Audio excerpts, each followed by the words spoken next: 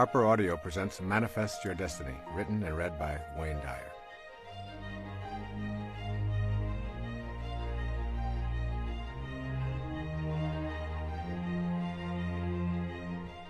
I would like to begin this program with two quotations from the New Testament, the book of John.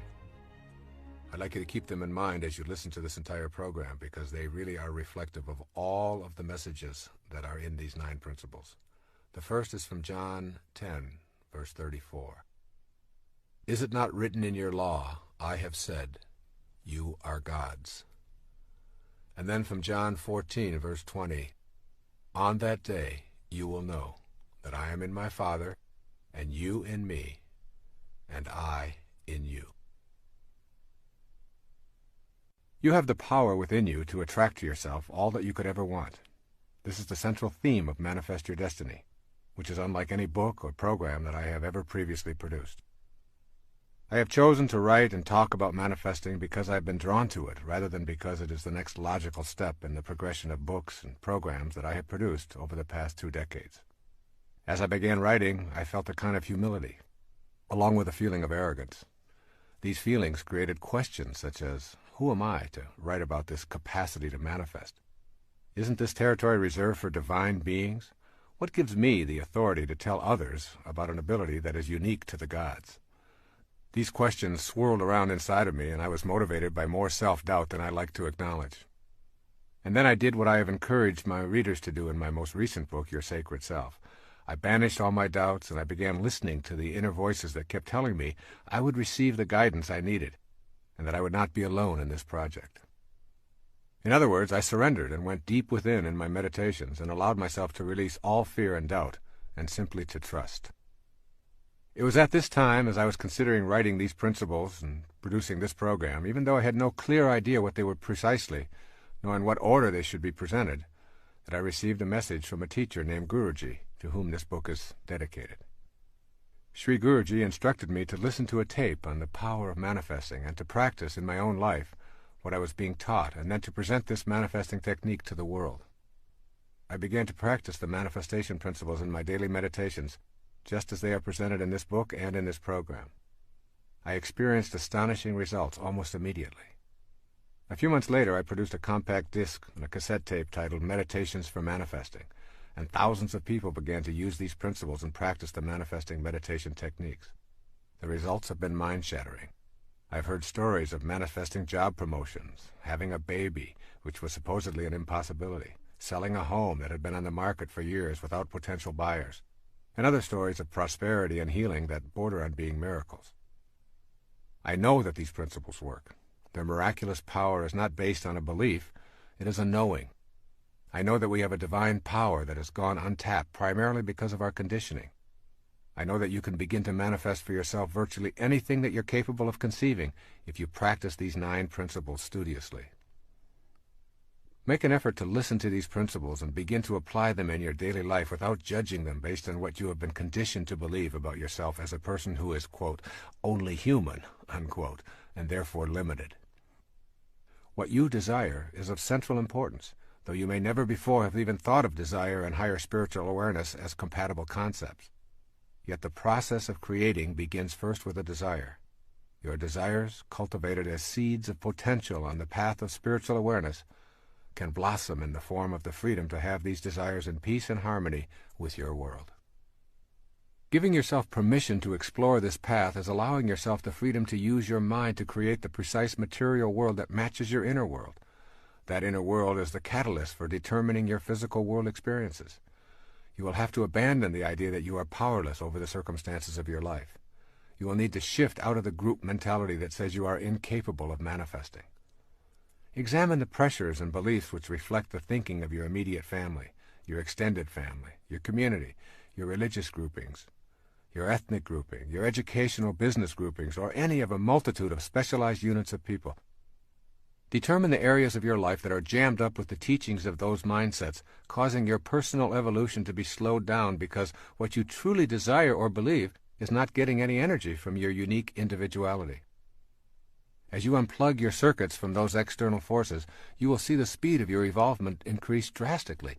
If you hear a voice behind your eyeballs that says, "Move forward," You no longer wait for everyone else to make a move forward before you take your first step.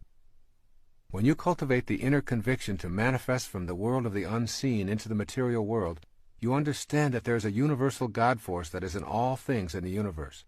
There's not a separate God for each individual, each plant, each animal, each mineral. They are all one. The same God force that is within you and causes you to think and breathe is simultaneously in everyone and everything else as well. There is no place that it is not.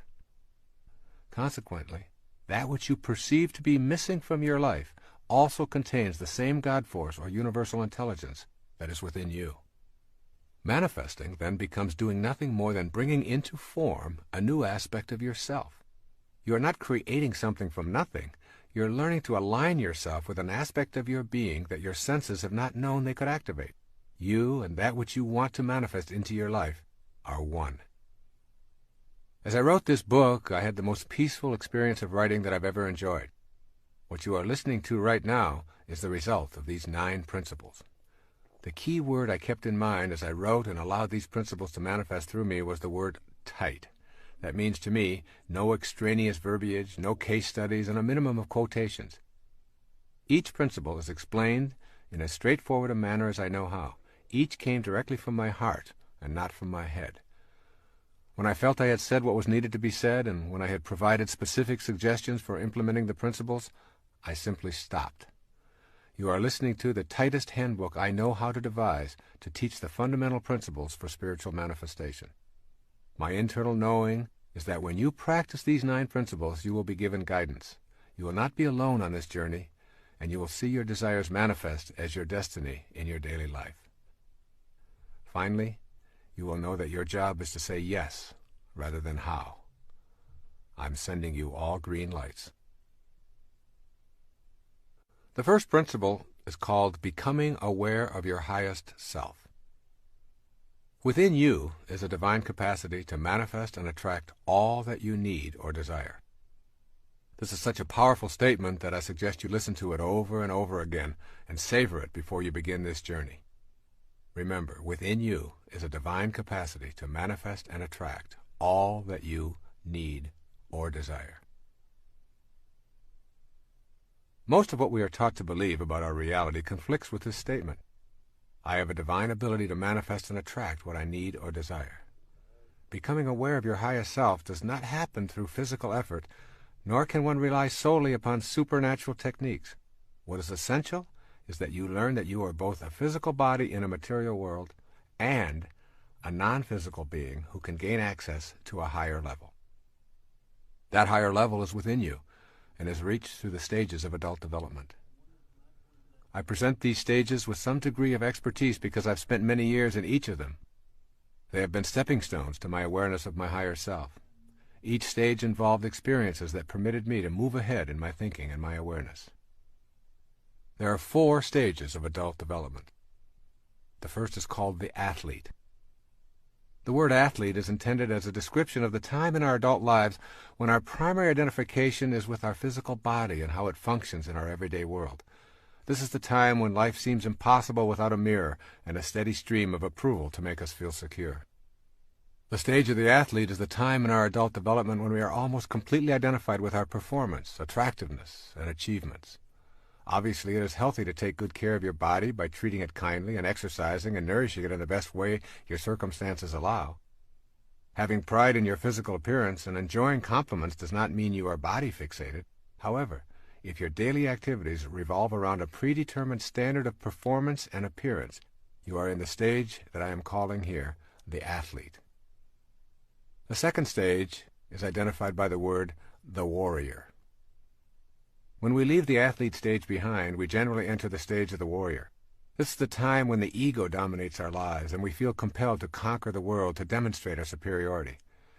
My definition of ego is the idea that we have of ourselves as important and separate from everyone else. The ego-driven warrior objective is to subdue and defeat others in a race for the number 1 spot. During this stage, we are busy with goals and achievements in competition with others. This ego-dominated stage is full of anxiety and endless comparison of our successes.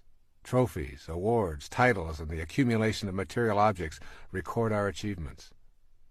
The warrior is intensely concerned with the future and who might be in his way or interfere with his status.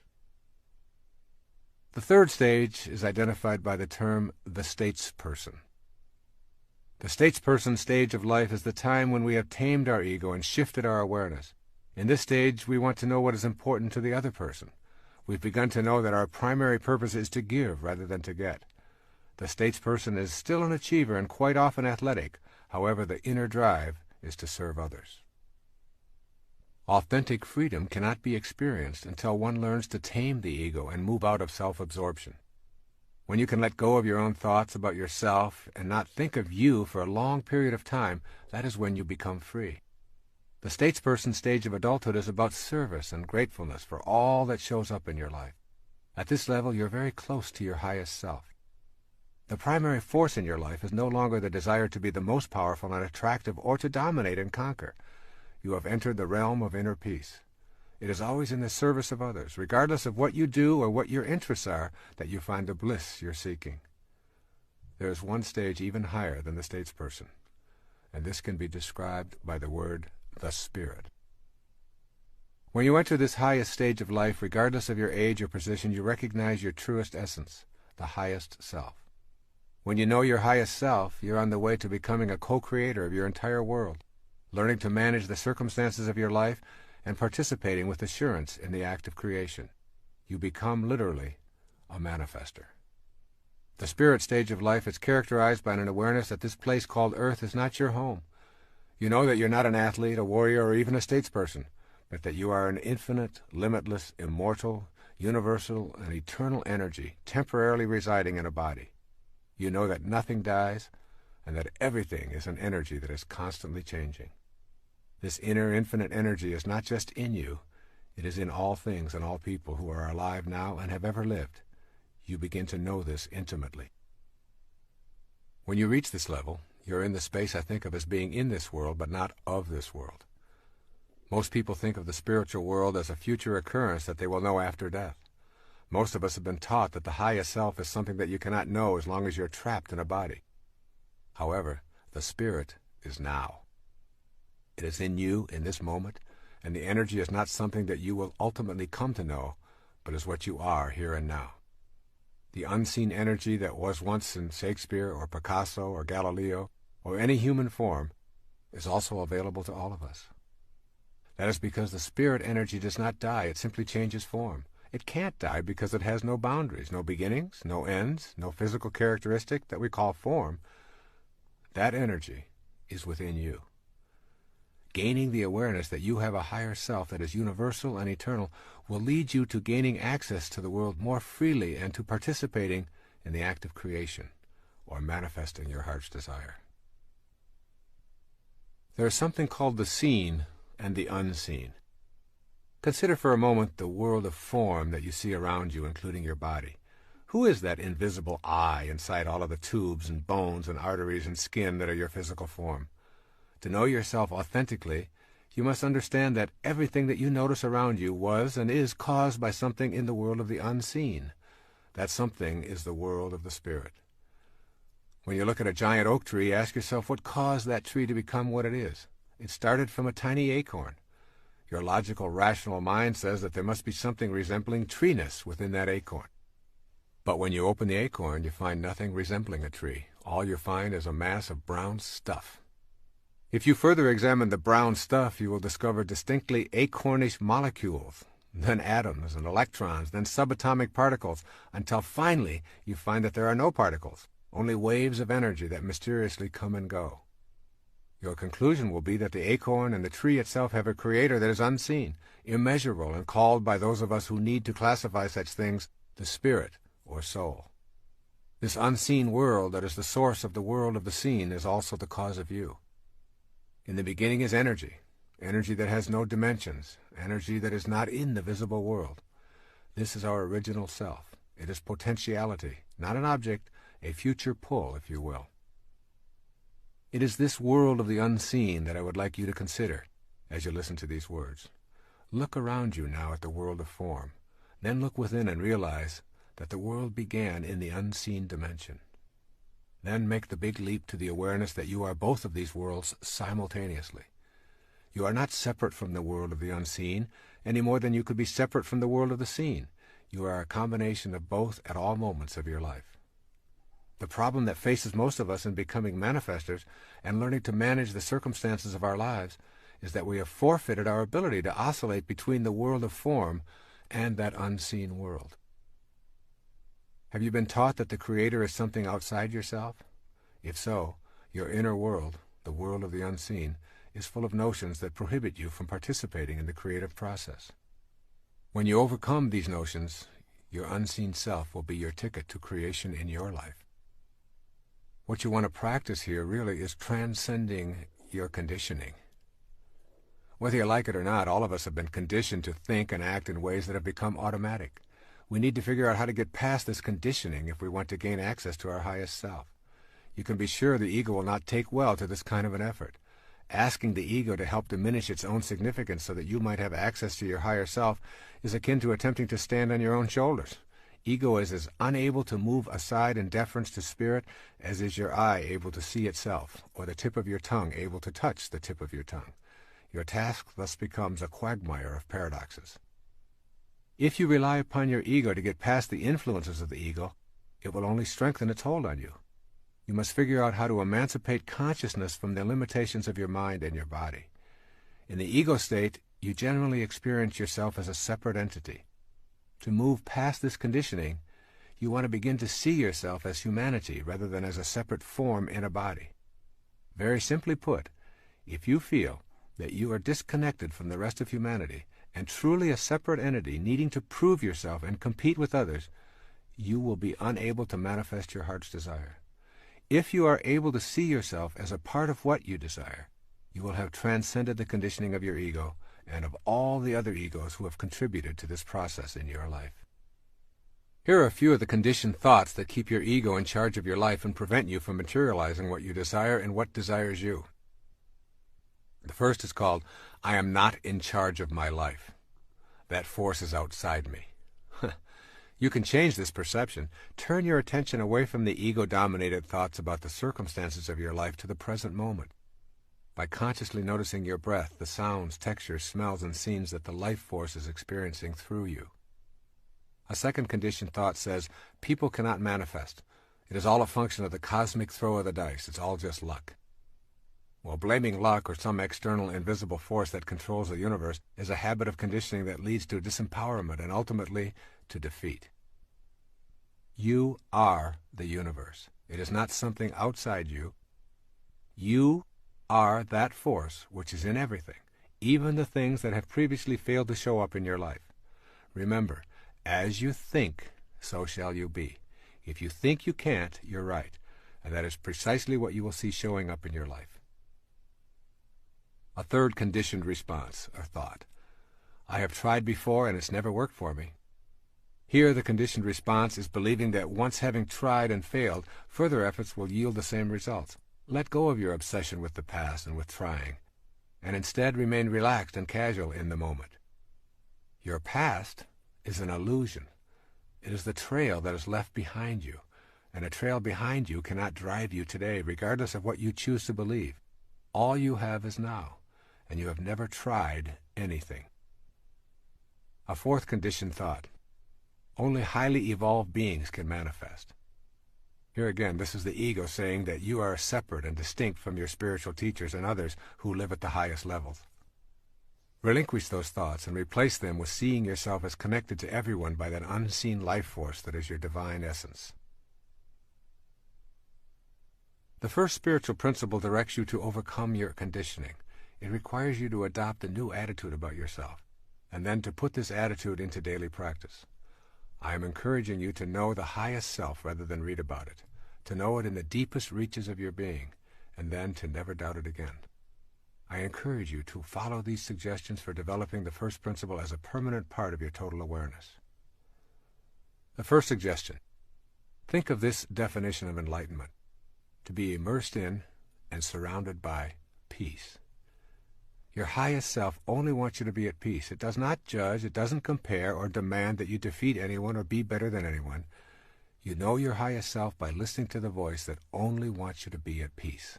That's what enlightenment is. A second suggestion. Go beyond the restrictions of the physical plane. The purpose of the highest self is to assist you in this effort. You do this by creating an inner sanctuary that is yours and yours alone. Go to this silent inner retreat as often as you can and let go of all attachments to the external world of the ego. As you go to this sanctuary, a light will be born within you that you will come to know and respect. This light is your connection to the energy of manifestation. Here's a third suggestion.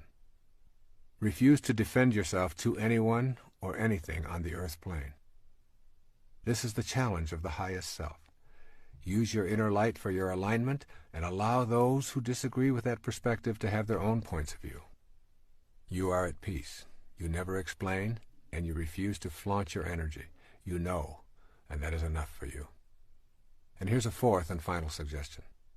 Surrender and trust in the wisdom that created you. This trust is your corner of freedom, and it will always be yours. Your highest self is not just an idea that sounds lofty and spiritual. It is a way of being. It is the very first principle that you must come to understand and embrace as you move toward attracting to you that which you want and need for this parenthesis in eternity that you know as your life. The second principle is called trusting yourself, is trusting the wisdom that created you. Learning to trust may be difficult in the beginning.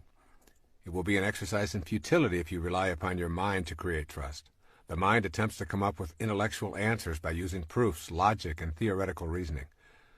In contrast, the method of the heart, focused on spiritual understanding, is an intuitive recognition of the value of love. The heart trusts the inner wisdom that it feels and spontaneously knows, whereas the mind demands scientific evidence before it will trust. When the mind seeks corroboration through specific proofs as an aid to spiritual understanding, it is encroaching into an area far more suited to the heart. For this reason, it is necessary to trust what the heart knows. Without total trust, it is impossible to know the miracles of the higher self and become a manifester. This means cultivating a harmony between mind and heart, and for most of us this means terminating the intellect's domination.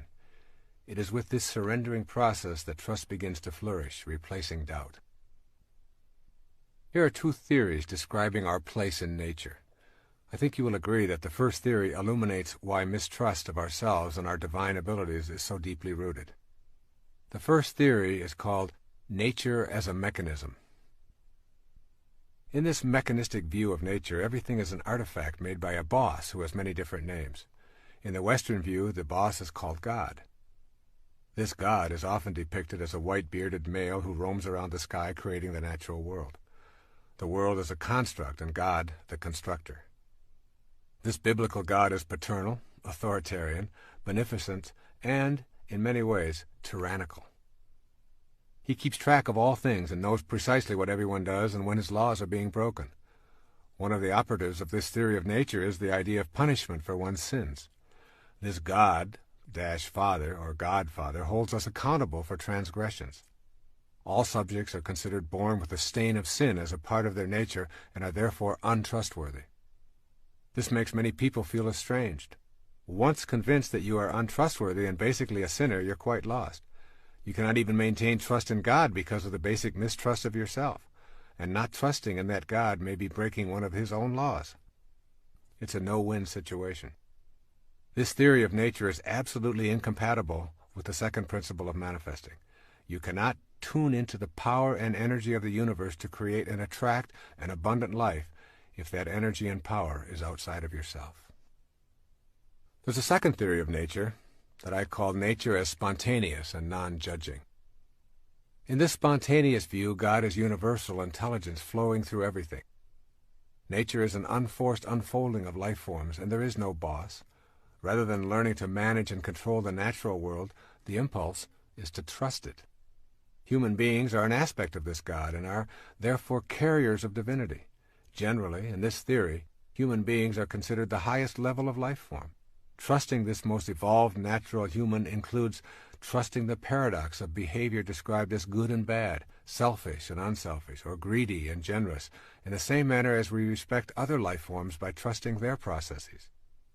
This second principle directs us to develop an inner knowing so that the natural process of what desires us is what we desire. Think of yourself as a consciousness being played out by God, just as a wave is a part of the ocean that is being played out by the ocean itself. The unseen divine energy is the ocean that your waveform is a part of. You can call it God, ocean, or anything else.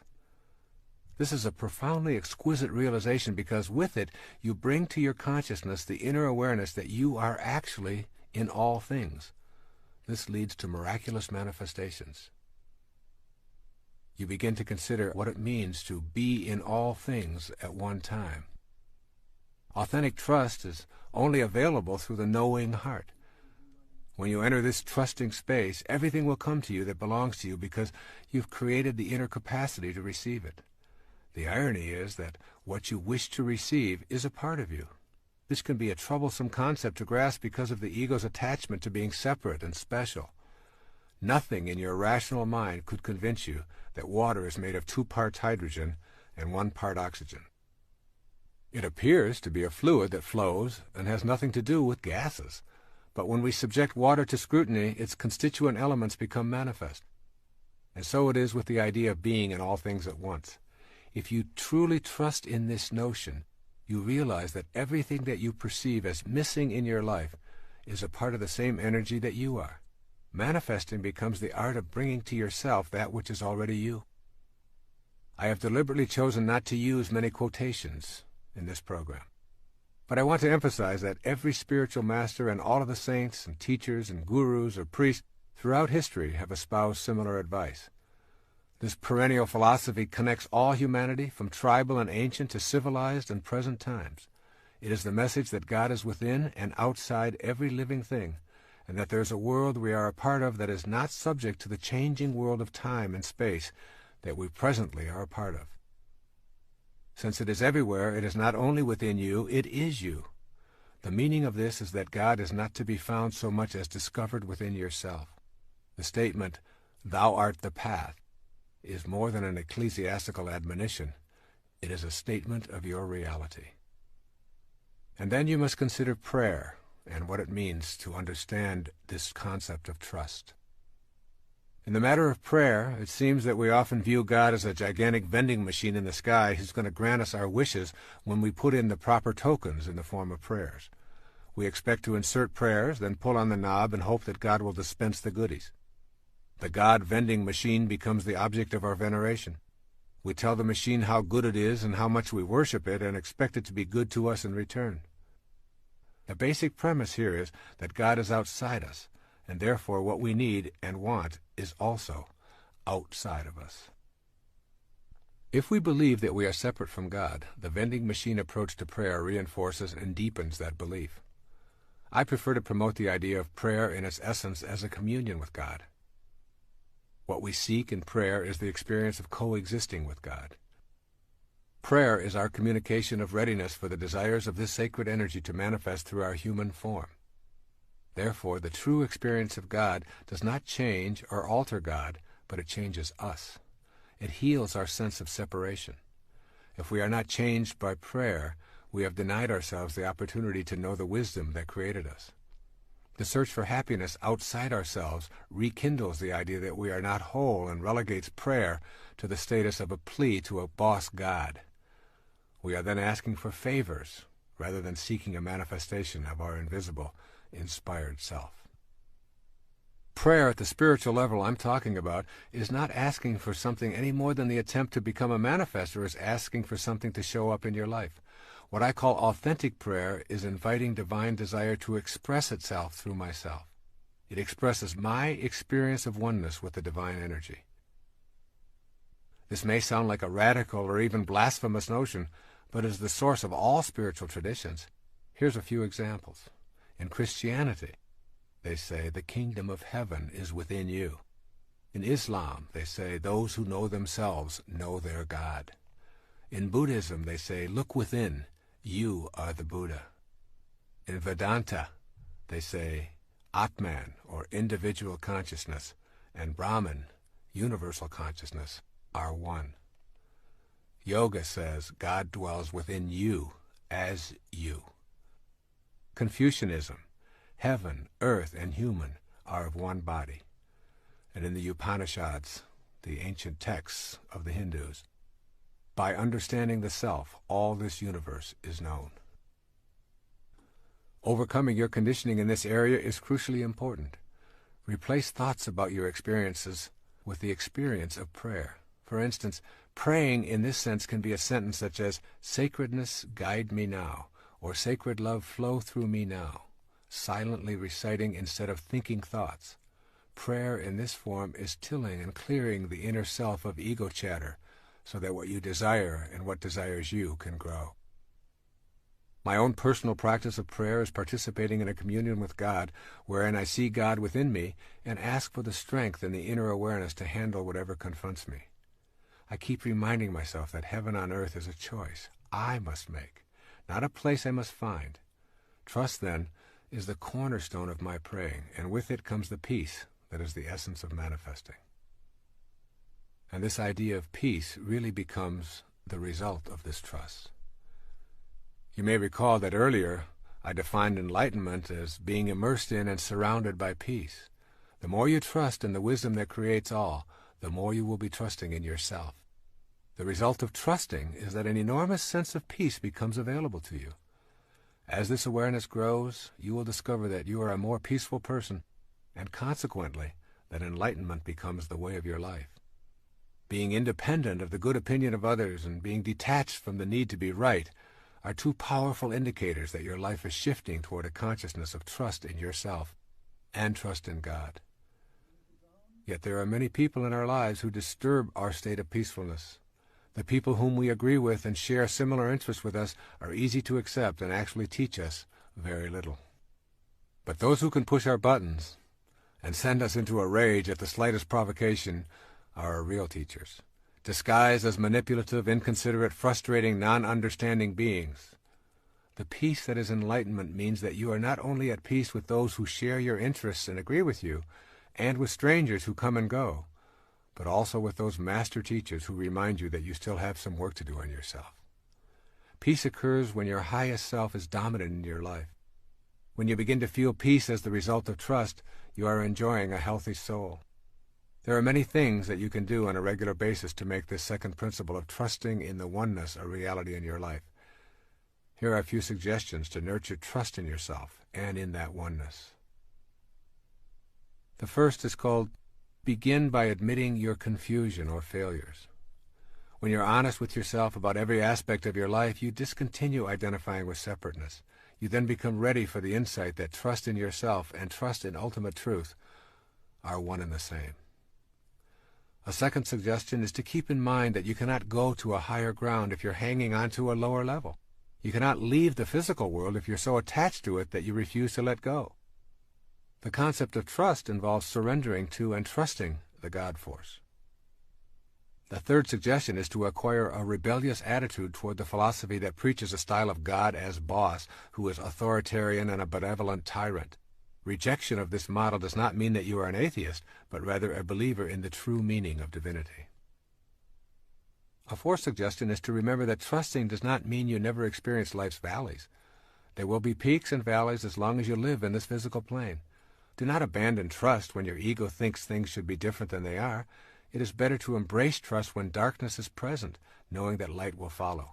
Begin to look for the lesson in the darkness, rather than cursing it. And a fifth suggestion is to take your serious problems and turn them over to God. Say something like the following: I've not been able to resolve these issues in my life. I would like to show my trust in the divine force by simply turning them over to your divine hands, which I know are also mine, and I trust that this action will lead to a resolution of these problems. A sixth suggestion is to remember that the presence of complete trust is evident in your life when what you think and feel and do are all balanced and in harmony. To say, I believe in a healthy body, and to practice eating in unhealthy ways dissolves trust in yourself. When you are incongruent with your thoughts, you are showing a lack of trust in the divinity that is your essence. And finally, a seventh suggestion, begin a meditation practice of contemplating the supreme principle that is beyond the pettiness of this world. Meditation is not merely making the mind think that it is meditating. Meditation is literally the embodiment of truth and trust. It is knowing that I can confront myself in a spirit of serenity and that what I seek will be attracted to me. This, then, is the energy of manifesting, and it comes most frequently when the mind is quiet. It is the quiet mind that comes in contact with the truth. This process of closing my eyes and becoming serene gives me the ability to tap into that source of inspiration. Inspiration, the very word comes from in spirit. This second principle of manifesting leads us to a higher place within ourself.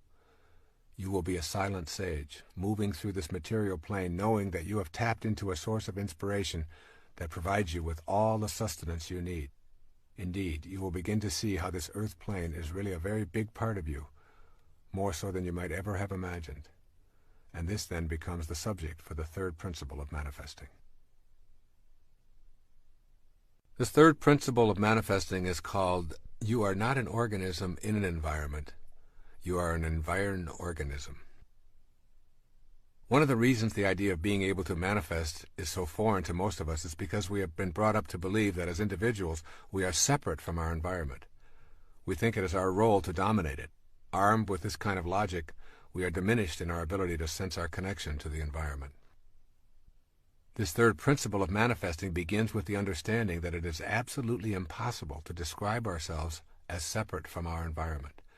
I am coining a new word for the purpose of articulating this principle. Consider yourself an environed organism. This word signifies that there is absolutely no difference between you and your environment. You are your environment, and even more significantly for the purposes of this tape, your environment is you.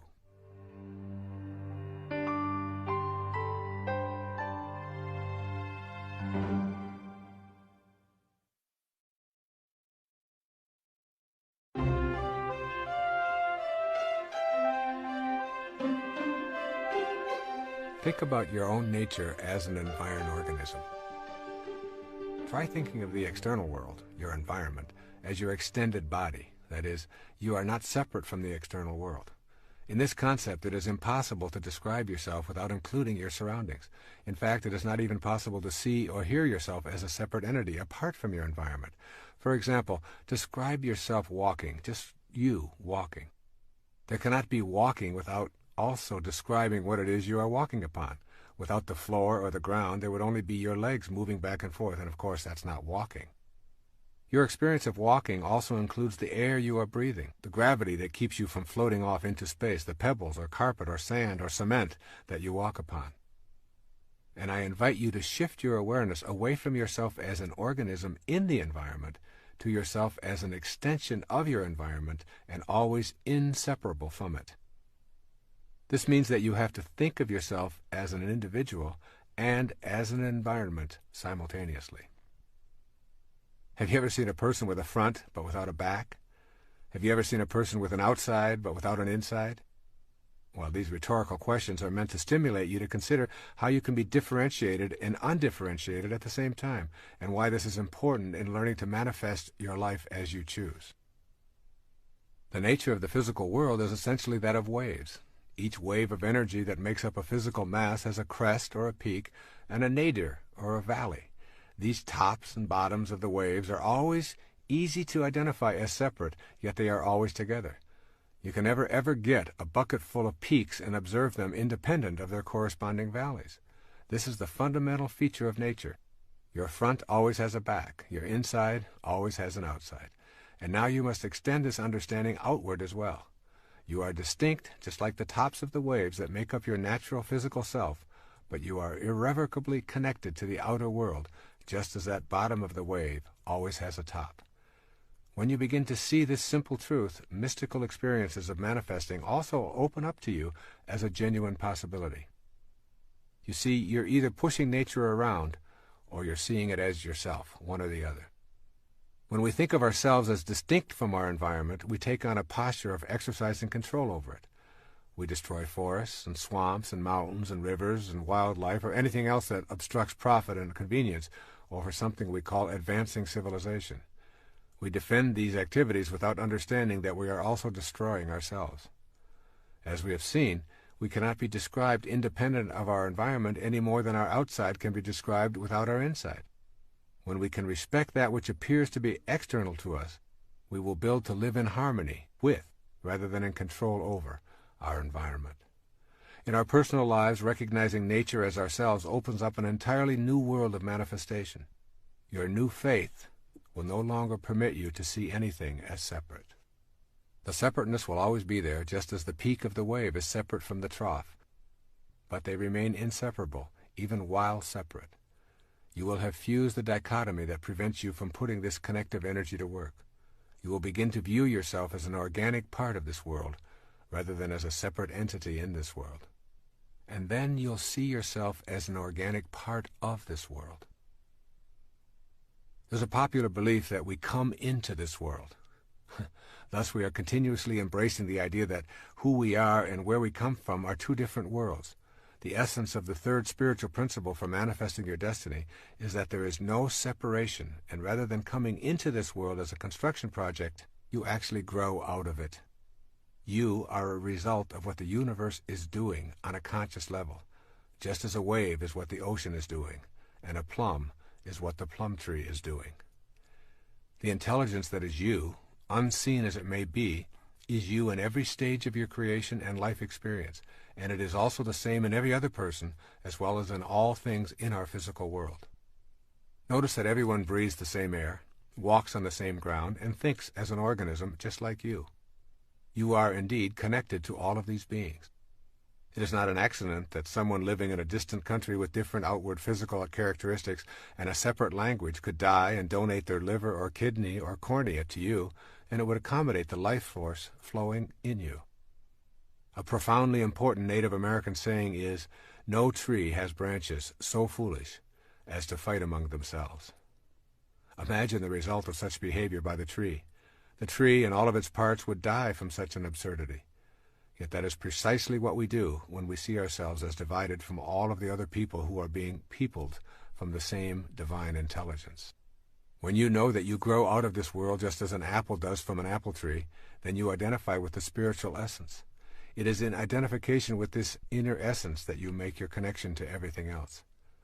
And it is with this connection that you begin to attract your desires to your physical world.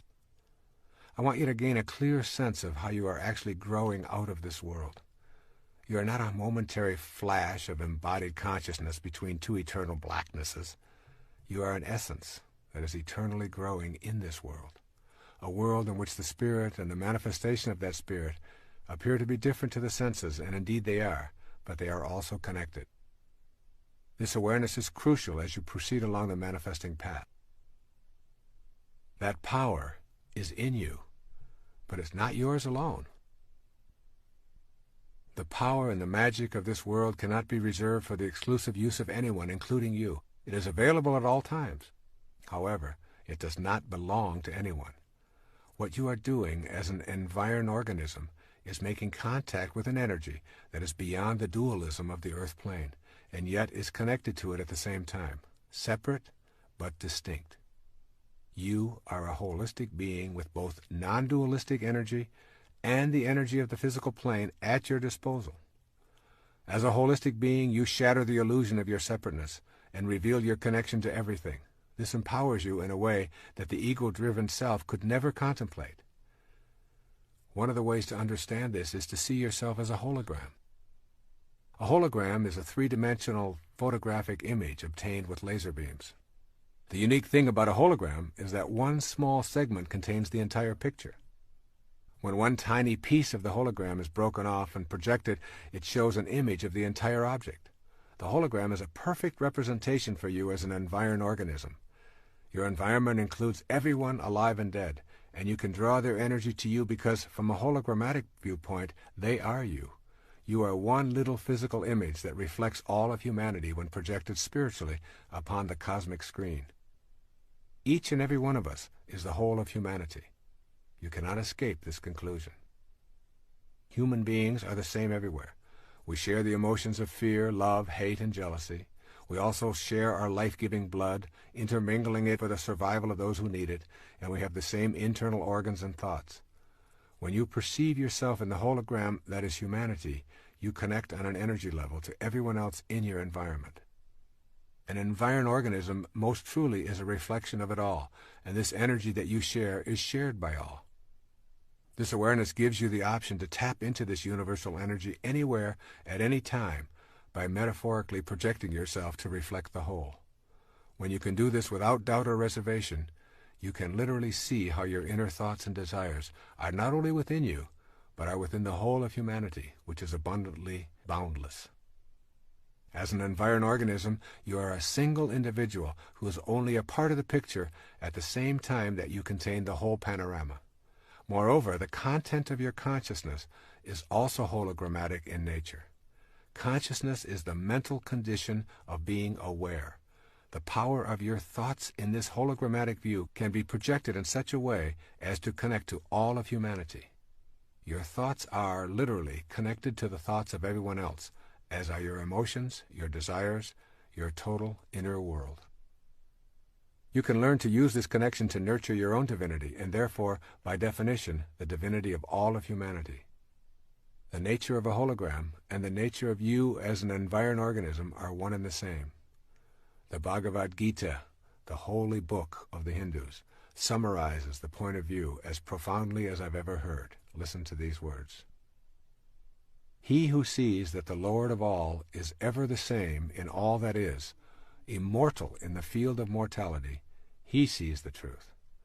And when a man sees that the God in himself is the same God in all that is, he hurts not himself by hurting others. Then he goes, indeed, to the highest path. The key phrase in this profound passage is, in all that is. This includes you and me and everything that is. It is you. You are not separate from it. Here are a few suggestions for beginning to implement this principle, this third principle of manifesting, which says that you are not separate from your environment. First, make a conscious effort to check yourself when you begin to think in ways that reflect separateness. Imagine yourself as a part of all that you see, and make an internal attempt to project the energy of your thoughts into all that is alive on the planet.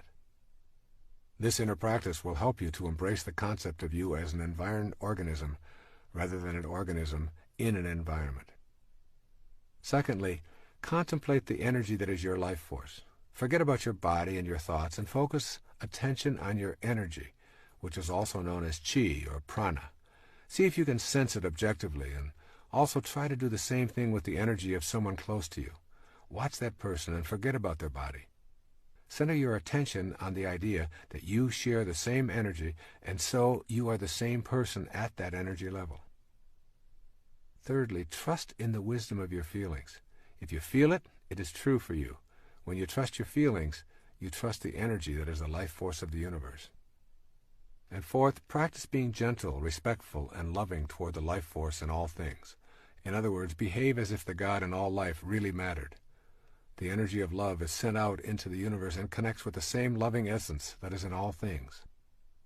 Fifth, determine that you will spend some time each day alone and in silence meditating on this principle. Repeat the principle over and over as a silent mantra.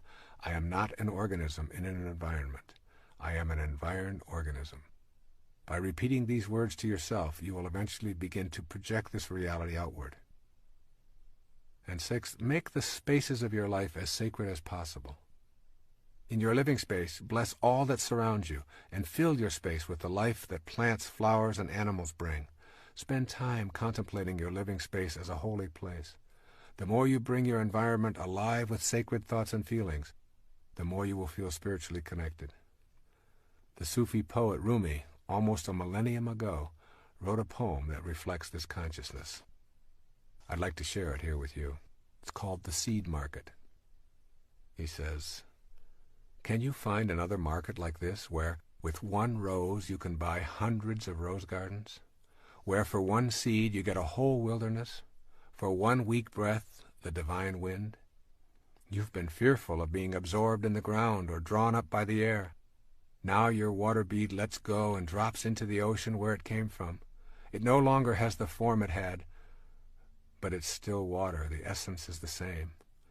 This giving up is not a repenting, it's a deep honoring of yourself. When the ocean comes to you as a lover, marry at once, quickly for God's sake. Don't postpone it. Existence has no better gift. No amount of searching will find this. A perfect falcon, for no reason, has landed on your shoulder and become yours. A seventh suggestion is to become aware of how your judgments prevent you from connecting to whatever you are judging. A judgment is a definition of yourself as separate from that which you are judging. Remember that it is possible to look out on the world and not condemn it, to have absolutely no judgment or interpretation of it, but to just allow it to be. And an eighth suggestion: have fun with the idea of yourself as a hologram. If you remember that you are a tiny piece of humanity reflected in your own little image and personality, then you have a green light to reflect the humanity that you would like in your world. You are one tiny bit of a 6 billion or so piece hologram, and you reflect all of those 6 billion pieces at every given moment of your life. This is the third principle of spiritual manifestation. We are all simultaneously our own beings and all that is outside us as well. We cannot ever separate ourselves from our environment while we are in a physical body. Knowing this puts us in touch with the energy of attraction that is the subject matter of the fourth principle. The fourth principle of spiritual manifestation says, you can attract to yourself what you desire. The central notion of manifesting is the understanding that you have within yourself the ability to attract the objects of your desire. Now, this may still seem to you to be out of your power, but if you have understood the previous three principles, then you're beginning to know that this power is within you. Being able to attract your desires may seem more likely when you consider how things move from the world of the formless into the world of the form. In one of the most intriguing sentences in the New Testament, St. Paul addresses this process of creation. He says it this way: things which are seen are not made of things which do appear. St. Paul is telling us that the creative energy is neither solid nor restricted. The physical world of form originates in something other than the form itself. St. Paul's words form the basis for my writing about this principle and for several of those to come in this tape. I believe they suggest how energy informs our ability to attract what we desire. St. Paul is giving us a clue about bringing our desires into the world of matter. Energy then becomes a force that we can tap into. In a film about his boyhood, Albert Einstein describes picking up a compass and watching it in fascination as the needle moved when he changed direction. He said that he became obsessed with understanding the invisible force that moved the compass needle. Where was the force located? Who controlled it? Why did it always work? Like magnetism, there is a force that has many characteristics that are quite impossible to detect with our physical senses. We call this force energy. Energy is in all things in our universe and has an impact upon objects around it with something that we describe as the power of attraction. In magnetic fields, we can easily see it at work, yet we're unable to detect the formless energy with our sensory apparatus. The force is there, attracting and repelling, and it is everywhere on our planet. If it is everywhere, then it is also within us. It seems unlikely that our senses will inform us any better than they help us comprehend how a magnetic pole works. We can see the results, but the force itself is always elusive and in motion. The essence of this fourth principle of manifesting is that we can utilize this energy because we are this energy.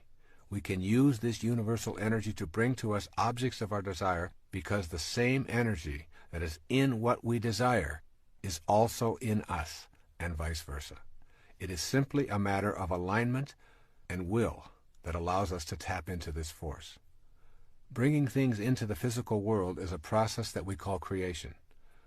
What we create involves the use of the same power that is in all that is created. It is only a matter of degree. There's absolutely no difference in the power that brings something from the world of waves into the world of particles and the power that brings your thoughts or mental pictures into form. I encourage you to listen to this again and again and commit it to memory.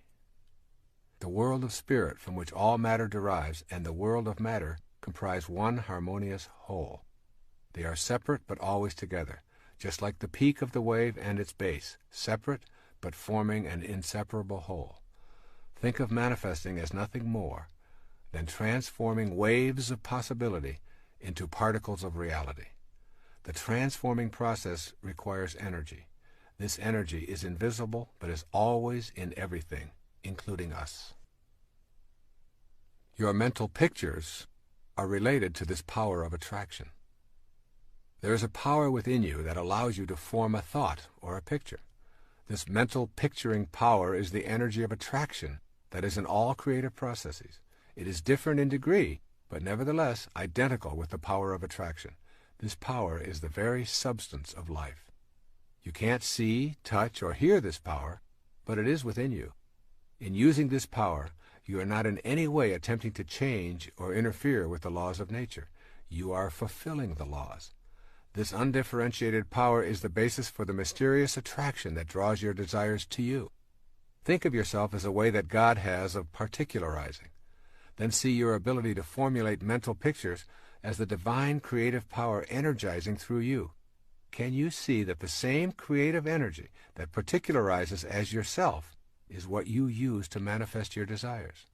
This power thrives on happiness, love, joy, contentment, and peace. The more blissful and loving you are, the more the divine spirit particularizes within you and the more godlike you become. It is through your thoughts, or how you use your power to create a thought, that all creative energy is attracted to you. If your mental pictures are of being surrounded by things and conditions that you desire, and they are rooted in joy and faith, your creative thoughts will attract these surroundings and conditions into your life. The power to even have a thought is a divine power. With this recognition of its sacredness, you form a vision or a mental picture. Finally, you hold it lovingly in place with the inner knowledge that the God force that brought everything in the universe into existence also created you. The form that this energy will take will be controlled and directed by your will or your mental picturing.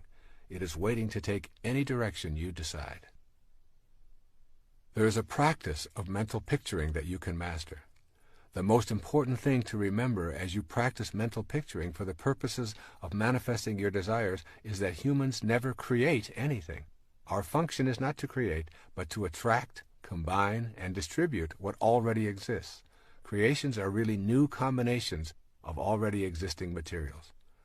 There is one indispensable condition for the manifestation of your mental picture into the visible and concrete world: the necessity of picturing the fulfillment of your desire as if it is already accomplished on the spiritual plane. That's right. You must know within yourself that on the invisible level of your being, what you desire is already in place. You impress upon the universal mind the object of your desire, and you calmly and knowingly proceed to act upon that picture, allowing the greater intelligence and your own, which is a part of that greater intelligence, to work through you to produce the results. You abandon all fear and return to the affairs of your life, assured that the necessary conditions will soon come into view or are already there. The key is to repeat the mental pictures until the truth of what you are affirming resonates within you without an ounce of doubt. And there will be times when it appears that it isn't working.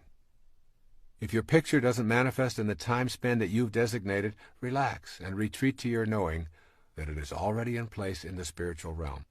Time is simply not a recognizing feature of the all-creating wisdom. However, you will find it impossible to manifest if you are visualizing without an authentic will that is sufficiently steady to overcome any contrary idea or lack of faith in your own divine connection to God. And here we must talk about the value of secrecy. When we speak to others about our efforts to manifest, our power is weakened. In general, when we describe these activities, it is because the ego has entered the picture. This kind of approach considerably dissipates our power of attraction. Maintain privacy concerning your own unique powers to attract to you what you desire. In order to tap into the extraordinary energy, then use it in the co-creation process, it must remain yours and yours alone. The moment you discuss it with anyone who is alive today is the moment it diminishes. The higher energy, which is infinite, must create its own vehicle for manifesting, and it does so in the privacy of those vehicles. We are talking here about a vital force, a God force. Let's look at the nature of this vital force. It's difficult to comprehend a force that we cannot see, or touch, or hear, or smell, and still Know that it exists. It is similar to electricity. You plug in your appliance and you cannot see, touch, smell, or hear anything happening, but your electric hairdryer responds when you press the on switch. This is a good way to think of the vital force that is the all-creating God force as well. It is invisible, electrical in nature, always flowing, and always attracted to that which plugs into its source. A second characteristic of the life force energy is that it is always expanding, and it is unlimited in supply. The nature of the universe is abundance. It goes on beyond our concepts of beginnings and endings and boundaries. When we think we have it categorized and locked into a time-space boundary, it expands beyond our awareness, almost as if it must move further away from observation. You are an aspect of that force, and therefore you, too, are flowing, ever-expanding, and unlimited. It is your nature to be able to attract, to expand, to be unlimited. This force is in you, and this force is outside you. This force is you. By knowing the nature of this force and seeing yourself as a divine expression of it, and by going within to the power that permits you to picture a desire, and then tapping that power with a private, loving, cheerful knowing, you are on your way to using this vital force in ways that were unavailable to you with your conditioned view of yourself. Let's look at some ideas for putting this principle into work in your life. When first arising in the morning, take a few moments to be alone and ask yourself, how did the conditions of my life that I would like to change first come about? How can I facilitate making conscious contact with my unlimited, invisible source of energy? You'll soon realize that the conditions of your life have been manifested by you, even though you are not conscious of bringing them about. Your thoughts and mental pictures of lack and scarcity and self-absorption and authoritarianism and illness and guilt and worry, and all of these have been put into the universal spirit and have manifested in your life. You can hasten your conscious contact by radiating a totally new kind of mental picture while applying this fourth principle.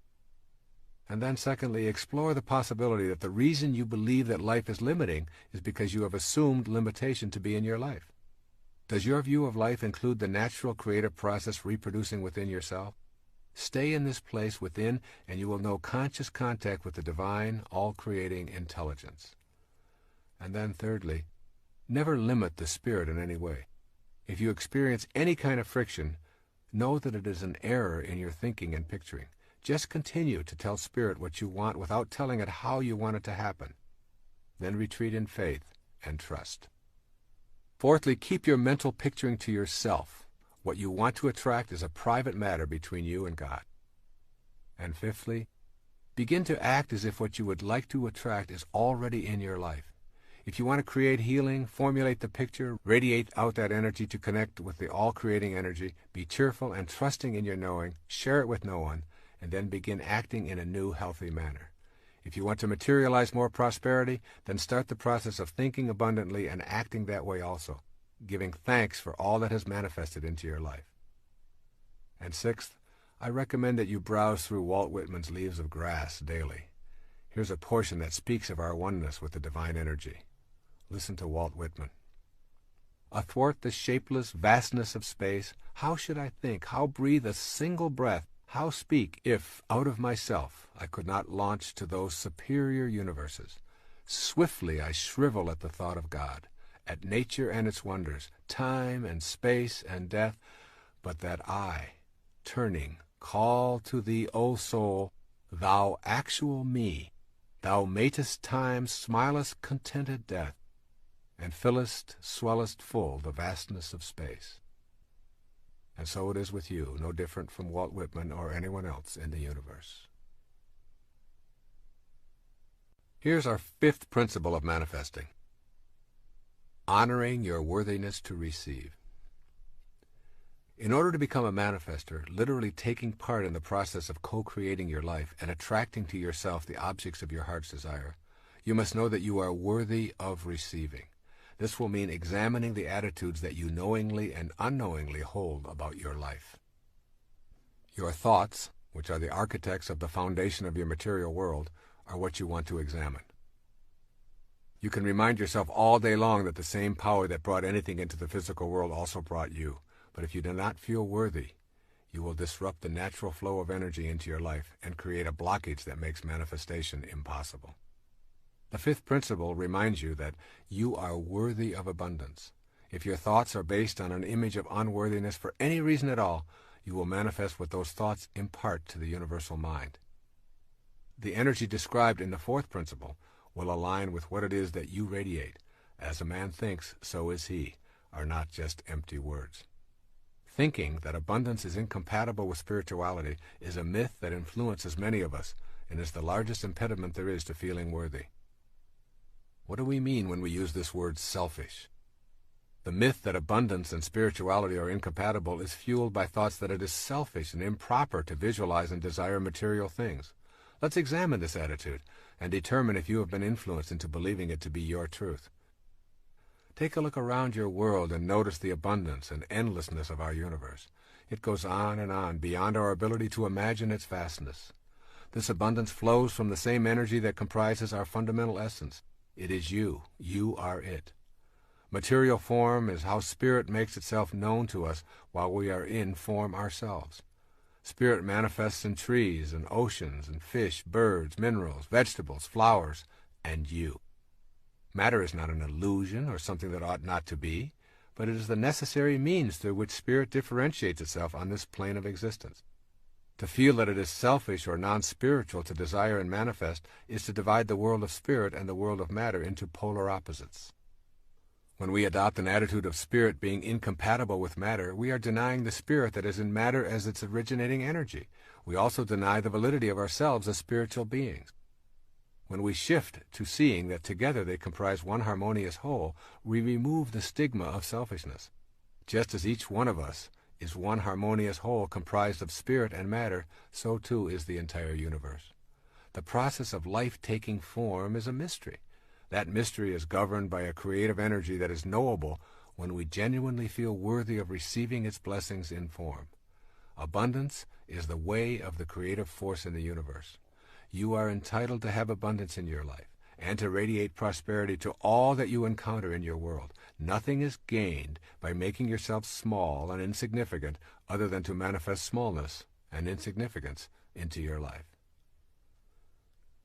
There are some core components of worthiness.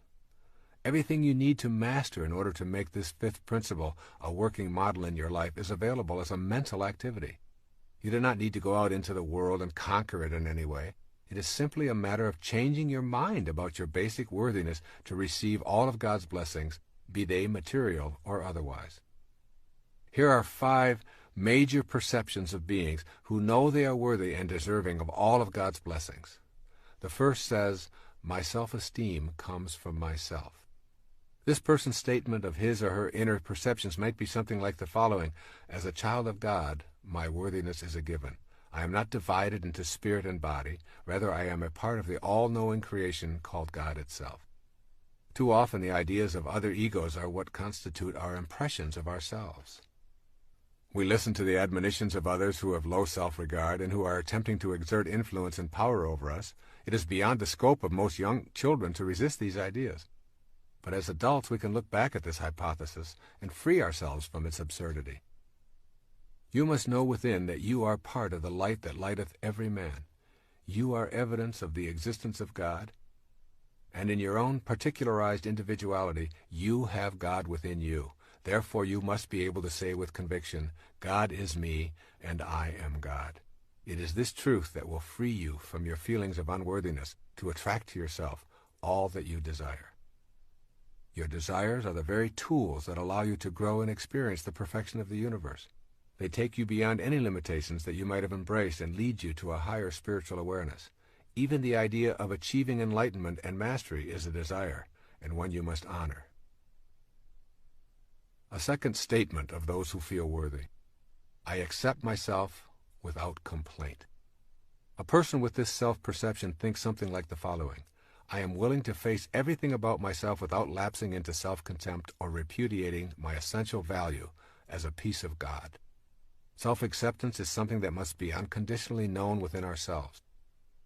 To accept oneself is not necessarily to accept every behavior. Rather, it is a refusal to engage in sabotaging acts of self-loathing. If you are in a state of self-rejection, you cannot feel worthy of the munificence of the universe. Your inner energy is centered on what is wrong with yourself and with complaining to yourself and anyone who will listen. Self-acceptance is nothing more than a shift in consciousness. It requires only a change of mind. If your hair is falling out, then you have the choice to mask it, worry about it, or accept it. Acceptance means that you honor your body and the divine intelligence that is at work. And when someone else implies that you have a problem because your hair is falling out, you don't even know how to relate to their observation. Acceptance removes the label of problem. This is not a faked attitude. It is merely removing the ego from your inner assessments, which are centered on the approval of others. With self-acceptance, you are able to honestly say, I am what I am, and I accept it. Once this attitude is firmly in place from a position of self-honesty, your worthiness to receive the gifts of the universe become aligned with that divine power. A third attitude of self-acceptance. I take full responsibility for my life and what it is and is not.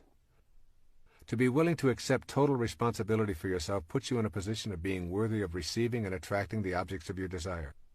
If someone else is responsible for your perceived shortcomings, and you are blaming them for these troubles, then you are also saying that in order to manifest your heart's desire, you need to have the permission of those others.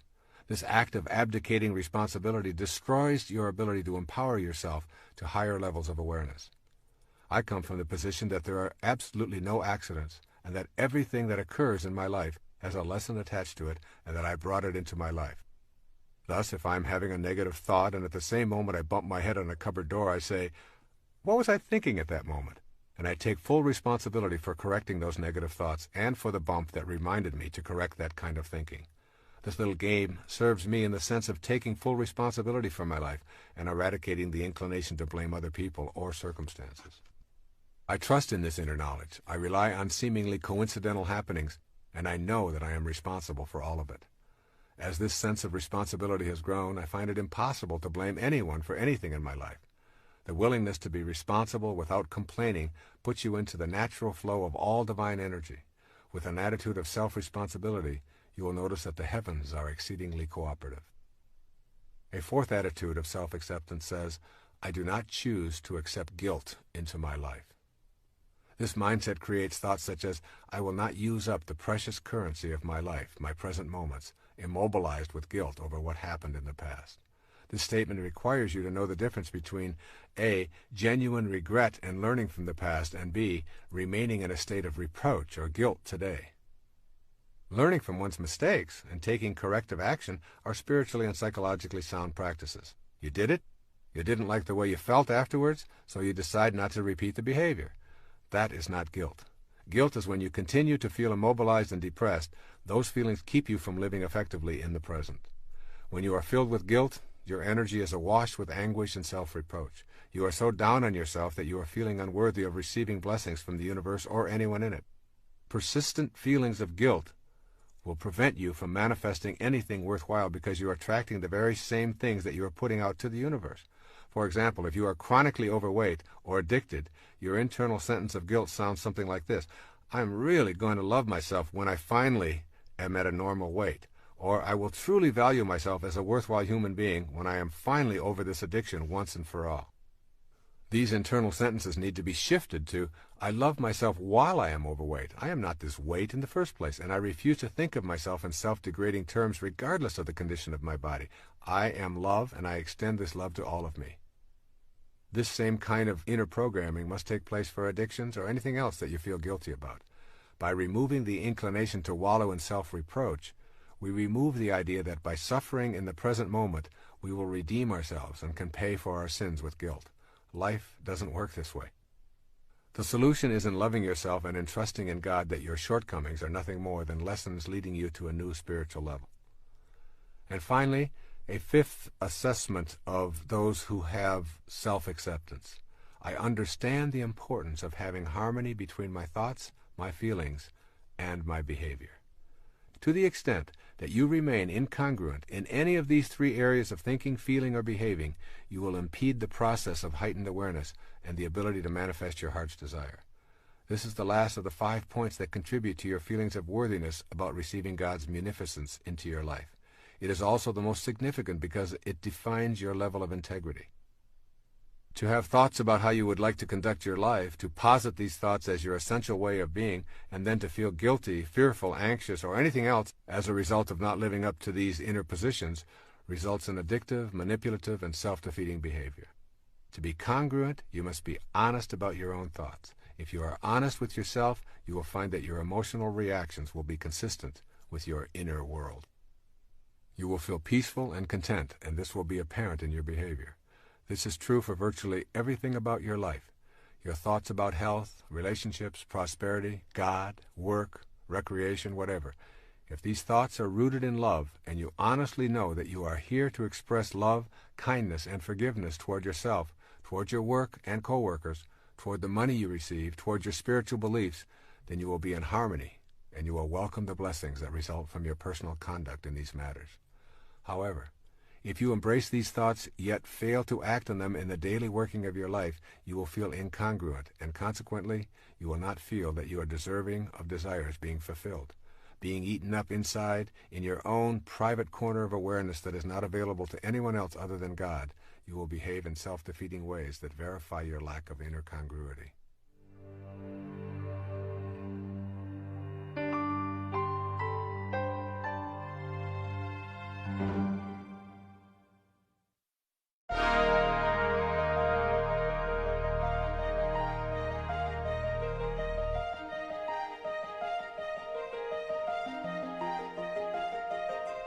These 5 attitudes provide you with the tools for creating an inner atmosphere of worthiness. They all reflect an ability to live peacefully in the present moment and to discard many of the attitudes of your past that keep you in a constant state of feeling powerless and unworthy of being able to manifest more blessings and happiness into your life. And then it's necessary to begin to look at how you can unbond yourself from your past wounds. The inclination to bond to our wounds rather than move past them traps us in a constant state of feeling unworthy. A person who has experienced traumatic events in life, such as incest or abuse or sexual molestation or the death of loved ones or traumatic illnesses or accidents or family disruptions or drug addictions, can become bonded to them and replay them for attention or pity. Very often the tale of these woes is told with a sort of urgency for the listener to know how horrible the wounding was and still is. The ego uses this energy as a power play in individual and group situations to encourage discussion of one's struggle to survive the wounding. This can keep individuals from advancing spiritually and reinforce the image of themselves as unfortunate. The tendency to bond with the wounds of our lives reminds us of how unworthy we are of receiving anything that we really would like because we remain in a state of suffering. The more these painful stories are recalled and repeated, the more we are guaranteed of not attracting our desires. Notice your body when it is wounded. An open wound actually closes up quite quickly. Just imagine what it would be like if that wound remained open for a long time. It would become infected and ultimately would kill the entire organism. The closing up of a wound and allowing it to heal can work the same way in your inner world of thoughts. When you go backward and continuously relive your pain, including labeling yourself incest survivor, alcoholic, sexual abuse survivor, you do so because of your inner experiences of bitterness. This harvest of bitterness keeps you from feeling worthy. So don't lead with your injuries. Deal with them and ask family and friends to be compassionate while you are grieving or recuperating. Then ask them to kindly remind you when it has taken on the form of a predictable response. The way out of bonding to your wounds is through forgiveness. Forgiveness is the most powerful thing you can do for your physiology and your spirituality. Forgiveness means that you fill yourself with love and you radiate that love outward and refuse to hang on to the venom or hatred that was engendered by the behaviors that caused the wounds in the first place. Forgiveness is a spiritual act of love for yourself, and it sends a message to everyone, including yourself, that you are an object of love, and that is what you are going to impart. Feeling worthy is essential to being able to attract to yourself what you desire. It is simply a matter of common sense. If you don't feel that you deserve something, why would the divine energy that is in all things send it your way? Let's look at a plan for adopting and honoring your worthiness to receive and attract from the divine source. The word inspiration literally means to be infused with spirit. In spirit, if you will. Practice doing what you love and loving what you do each day. This puts you in spirit and literally provides you with the enthusiasm for being a worthy recipient of God's grace. The word enthusiasm comes from the Greek root entheos, to be filled with God. Then make every effort to remove internal habits of pessimism, negativity, judgment, complaints, gossip, cynicism, resentment, and fault-finding from your vocabulary and your inner dialogue. Replace them with optimism, love, acceptance, kindness, and peace as your way of processing your world and the people in it. Then give yourself quiet time each day to erase feelings of unworthiness. And also read spiritual literature and poetry and listen to soothing classical music whenever possible. I have found that simply reading the poetry of Walt Whitman or Rabindranath Tagore or Rumi puts everything into a more sacred perspective for me. This beautiful poem from Khalil Gibran's The Prophet is an example of such literature. Pay particular attention to the words, "Your hearts know in silence the secrets of the days and nights," and "For the soul walks upon all paths." Here's Khalil Gibran on self-knowledge. And a man said, "Speak to us on self-knowledge." And he answered, saying, "Your hearts know in silence the secrets of the days and nights, but your ears thirst for the sound of your heart's knowledge. You would know in words that which you would have always known in thought. You would touch with your fingers the naked body of your dreams. And it is well you should. The hidden wellspring of your soul must needs rise and run murmuring to the sea, and the treasure of your infinite depths would be revealed to your eyes, but let there be no scales to weigh your unknown treasure, and seek not the depths of your knowledge with staff or sounding line, for self is a sea boundless and measureless.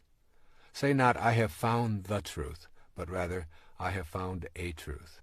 Say not, I have found the path of the soul. Say rather, I have met the soul walking upon my path. For the soul walks upon all paths. The soul walks not upon a line, neither does it grow like a reed. The soul unfolds itself like a lotus of countless petals. Allow yourself to be surrounded by things of beauty as much as possible. Each evening I leave my typewriter and I go out to the beach and I experience the magnificence of the sun setting over the Gulf of Mexico. To be a part of this sunset fills me with a sense of home beyond this planet and opens me up to the deeper nature within myself. I could never feel unworthy of the grace and munificence of the universe when I'm immersed in such beauty. Virtually any experience of beauty has a tendency to remove doubt about your own divinity and connection to the ultimate truth that is in everything and everyone. And then practice kindness toward yourself and others as frequently as possible. Give up your need to be right and to win in favor of being kind, and you will soon know the bliss of inner peace. Remember, your highest self only wants peace. When you are practicing kindness, peace shows up right on schedule. When you are at peace with yourself and your world, you know that you are a worthy recipient of all that comes your way. Make it your own special mission to be kind to others each day at least once, and to extend the same privilege to yourself as much as possible. Also, begin to process the universe as a friendly rather than an unfriendly place. Place all of your wounds from the earlier stages of your life into the category lessons for life. Remember, for every act of evil, there are a million acts of kindness. This universe runs on the energy of harmony and balance. Breathe in that energy and breathe out the ideas of your being life's victim. And finally, say it over and over until it registers. I am what I am, and I am worthy of the abundance that is the universe and all that is in it, including me. You are now on a path of knowing you are worthy of attracting and manifesting in your world.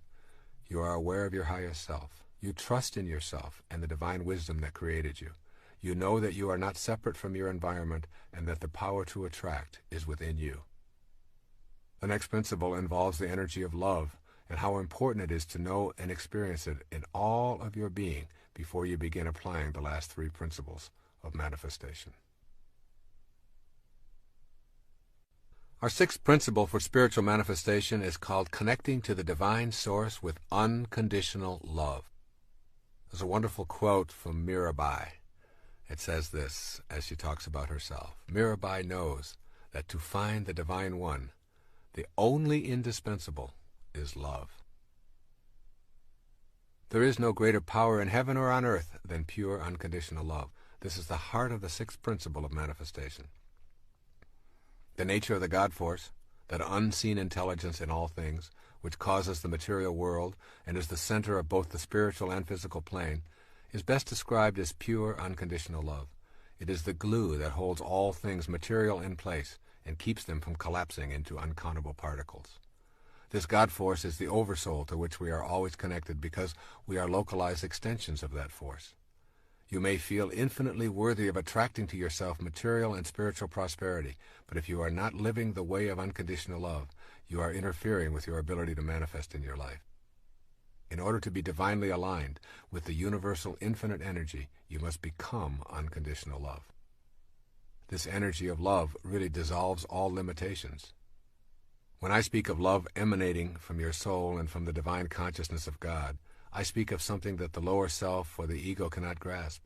I am not speaking about feeling good toward others, romantic love, showering everyone with affection, or touchy-feely behavior here. This unconditional love is an experience of the harmony of life. It is simply too deep and too profound for our ordinary selves to activate. The energy of unconditional love is the power behind creation. It guides all of our natural laws. This love can be imagined as a vibration that carries thought forms from one's mind into material expression. In its highest nature, love is the force that we recognize as the will of God. It is the alchemy that we embrace to make sense of how things are materialized from the world of spirit. I suggest you embark on an experiment in which you practice unconditional love for several days, perhaps even a week.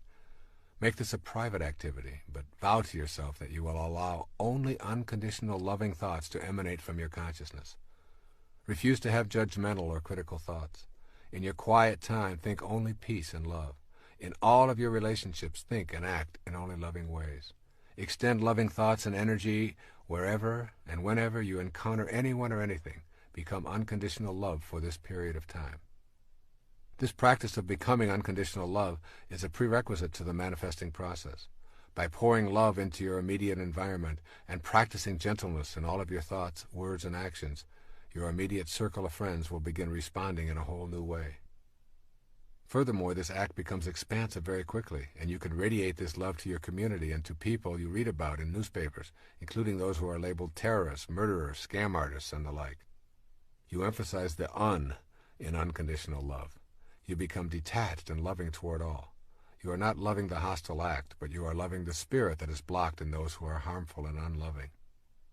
When you can live this way and reject all thoughts and actions that are not of an unconditionally loving nature, you will experience the alchemy of your spirit and know how to overcome limitations in your life.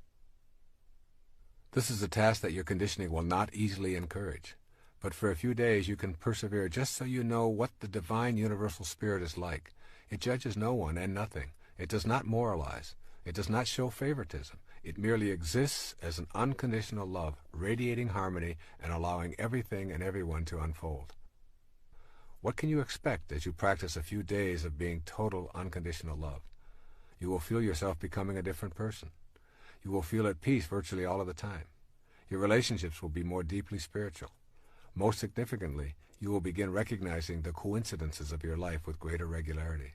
Your thought forms of unconditional love will begin to produce what you desire without your even being aware of how it is happening. There's an oft-quoted passage in the New Testament that seems appropriate here. It's Corinthians 13 on love. And now I will show you the most excellent way. If I speak in the tongues of men and of angels but have not love, I am only a resounding gong or a clanging cymbal. If I have the gift of prophecy and can fathom all mysteries and all knowledge, and if I have a faith that can move mountains, but have not love, I am nothing. If I give all I possess to the poor and surrender my body to the flames, but have not love, I gain nothing. Love is patient. Love is kind. It does not envy. It does not boast. It is not proud. It is not rude. It is not self-seeking. It is not easily angered. It keeps no record of wrong. Love does not delight in evil, but rejoices with the truth. It always protects, always trusts, always hopes, always perseveres. Love never fails, but where there are prophecies they will cease, and where there are tongues they will be stilled, and where there is knowledge it will pass away. For we know in part and we prophesy in part, but when perfection comes the imperfect disappears. When I was a child, I talked like a child, I thought like a child, I reasoned like a child. When I became a man, I put childish ways behind me. Now we see but a poor reflection as in a mirror, Then we shall see face to face. Now I know in part, then I shall know fully, even as I am fully known. And now these three remain: faith, hope, and love. Yes, and the greatest of these is love. I'm well aware of the improbability of living an unconditionally loving life in all of our moments. I imagine your ego is protesting that this idea is absurd because you are only human and humans have shortcomings. Nevertheless, I ask you to do this exercise for a few days or a week. You see, I know that it will become habitual when you feel the richness of your life with this new awareness. There's something that is called the process of detached observation. One of the great meditation exercises that I learned many years ago involves imagining lifting yourself out of your body and floating into space so far that you are actually observing the entire planet. If you do this, try to imagine what the Earth is like without you on it. It is a very difficult task for your ego to even contemplate the world without you on it. Next, begin to observe the planet without any judgment, refusing to label anything good or bad, right or wrong. Simply instruct yourself to notice, allow, and send unconditional love. The process of being a detached observer occurs in the silence of your contemplations or meditations. Begin by seeking out time to be quiet and enter this inner place of love. It is in that silence that you will come to truly know the divine energy of unconditional love. It's a difficult thing for our egos to contemplate this concept of oneness. Unconditional love and becoming a co-creator in your life is possible when you know that God is not separate from you. You and God are one and the same. In the New Testament, Jesus says to the multitudes, "I have said, ye are gods." And later, "When a man believes in me, he does not believe in me only, but in the one who sent me. When he looks at me, he sees the one who sent me." What it means to be in a state of oneness is that you know the unconditional love that God has for all of creation is also the unconditional love that can be you if you make that choice. If you place restrictions on that love or withhold it dependent on your judgments and hatreds, then you make it a conditional love and remove yourself from the possibility of co-creating with God. We have unconditional freedom for our thoughts to be what they are. That is how you are loved. That is your gift from the divine Creator, expressed through your individuality. Take that freedom away, and you are no longer a human being. You lose your humanity when you lose the unconditional love that allows you to think as you choose. Now suppose that you're able to function in the same unconditionally loving way, simply allowing without judging. You would be experiencing oneness. Your will and God's will would not be in conflict. Use this love for the purpose of creation. Every moment that you create by radiating unconditionally loving thoughts is a reflection of the same love that was responsible for your creation. This unconditional love is really a power, the ability to reach a higher state of being where there seems to be almost no delay between the creation of a thought form and having that thought form show up can be viewed in terms of unconditional love and an absence of making demands on or judging the world. This is a power that I know is possible for each of us when we begin to adopt the basic principles of spiritual manifestation. Most of us simply do not recognize how truly powerful we are by virtue of our own ability to create thoughts, and out of these thoughts attract to ourselves the abundance of the universe. When we think rationally about this power, we immediately think of the conflict between having a free will and having a destiny. This conflict often obviates the need within us to think and live in unconditionally loving ways. Let's take a quick look at this matter of destiny, which is in the title of this tape, and put it into a different context. Destiny is not preordained. Destiny is ordained totally by you. Every single moment of your now existence is the result of your previous thought. The idea that everything is already laid out for you in advance is a hallucination. You can and do manifest your own destiny. Your free will is your gift of unconditional love. You create the destiny with this free will, and when you venture off the path of unconditional love, you are simply living an illusion.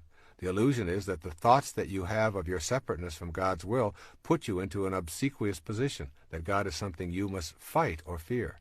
Obviously, if this were true, God could not at the same time be all-loving. So what it means here is that you want to know the joy of unconditional love.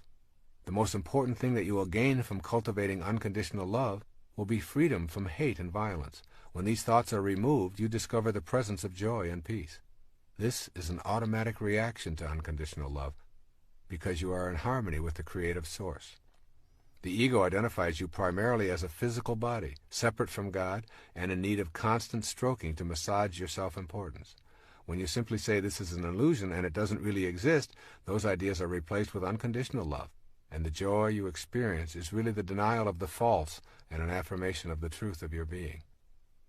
You are absolutely free when you are not consumed with your self-importance. You are free when you no longer need to be stroked, coddled, and approved of by everyone you meet. There is a great sense of joy in feeling free. Think of times when you have felt the freest in your life, when the pressures to perform are off, when you are walking in nature, when you are in solitude and communing with God. Joy, freedom, and unconditional love are inseparable. They flow from the experience of each other. To be joyful is to hold on to nothing and to have no restrictions. This is also the feeling of freedom, and it is a result of embracing the unconditional love of the divine energy that is the center of your being. This is not to say that one ought not to enjoy a massage, a delicious meal, lovemaking, and all of the pleasures of the body, but it is the mind that is processing and allowing you to experience the pleasure. It is the mind that makes it real. Your purpose is to align your mind with the unconditional love that is the divine source of all material things, including your body. With that alignment comes joy and power. When one drop of water separates from the ocean, it becomes a speck that is essentially powerless and weak. But when it aligns with its source, the ocean itself, it is powerful beyond what is possible as an individual drop of ocean, and so it is with you. Unconditional love is really nothing more than the absence of fear. The ego is where fears originate, with constant messages that you are incomplete and need more, that you need to win to be better in comparison to others. With its unceasing pressure, the ego keeps you in a constant state of turmoil and anxiety. Here is where all fears are birthed and nurtured within you. To accept unconditional love as your premise for living, you will have to tell the ego that there is no need to prove anything, and that all you want or hope for is already here. With this kind of declaration, fear is removed from your life and is replaced with love. Remember the biblical quote, "Perfect love casteth out all fear." This principle of unconditional love as a prerequisite to manifesting your own destiny is a tough one to put into practice full time. Yet you can begin this process by working on it one step at a time, beginning right now. Here are a few of the ways of putting unconditional love into practice in your life. Remember to keep uppermost in mind that love transforms. Unconditional love heals the body and the mind. And then also remember that the polarity of love is fear. Fear is a current of energy that literally runs through your body and is produced when you feel cut off from the source of unconditional love. Every time you experience fear, ask yourself, what's going on that I have substituted fear for love in this moment? Also, begin to acquire a private, non-publicized, and regular habit of meditating. With every breath you take, feel yourself taking in unconditional love. With every exhalation, expel thoughts of fear. Then pick one day to practice this exercise with a partner of your choice. Make a decision to think, act, and radiate nothing but unconditional love for the entire 24-hour period, including your dreams. If this works for you for one day, see if you can extend it for another day or two. Also, try making a decision to turn over your most difficult challenges in the area of unconditional love to God. Simply turn them over with a request such as, I have been unable to bring love into my life in these areas, and I am asking for your divine guidance in accomplishing this. Also, in your silent moments of prayer, do not be afraid to ask for help. And then know the connection between manifesting your heart's desire and unconditional love. Without your connection to this love, you lose your connection to the creative process. Unconditional love is in all things you wish to attract as well as in you. Keep it honestly, and you keep your ability to know that you are a God. Lose it, and you lose your godliness. It is that simple.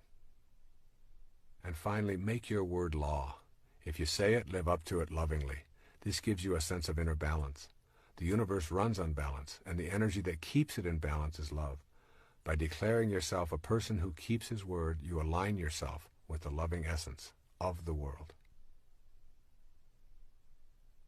This concludes the sixth principle for manifesting. Unconditional love is the cornerstone of your mental picturing. You refuse to allow any contrary ego-driven thought to enter the inner kingdom of love. If you activate this principle, you will have revealed a truth that eludes most people. It is with unconditional love that you find your true connection to the divine energy that is in all things.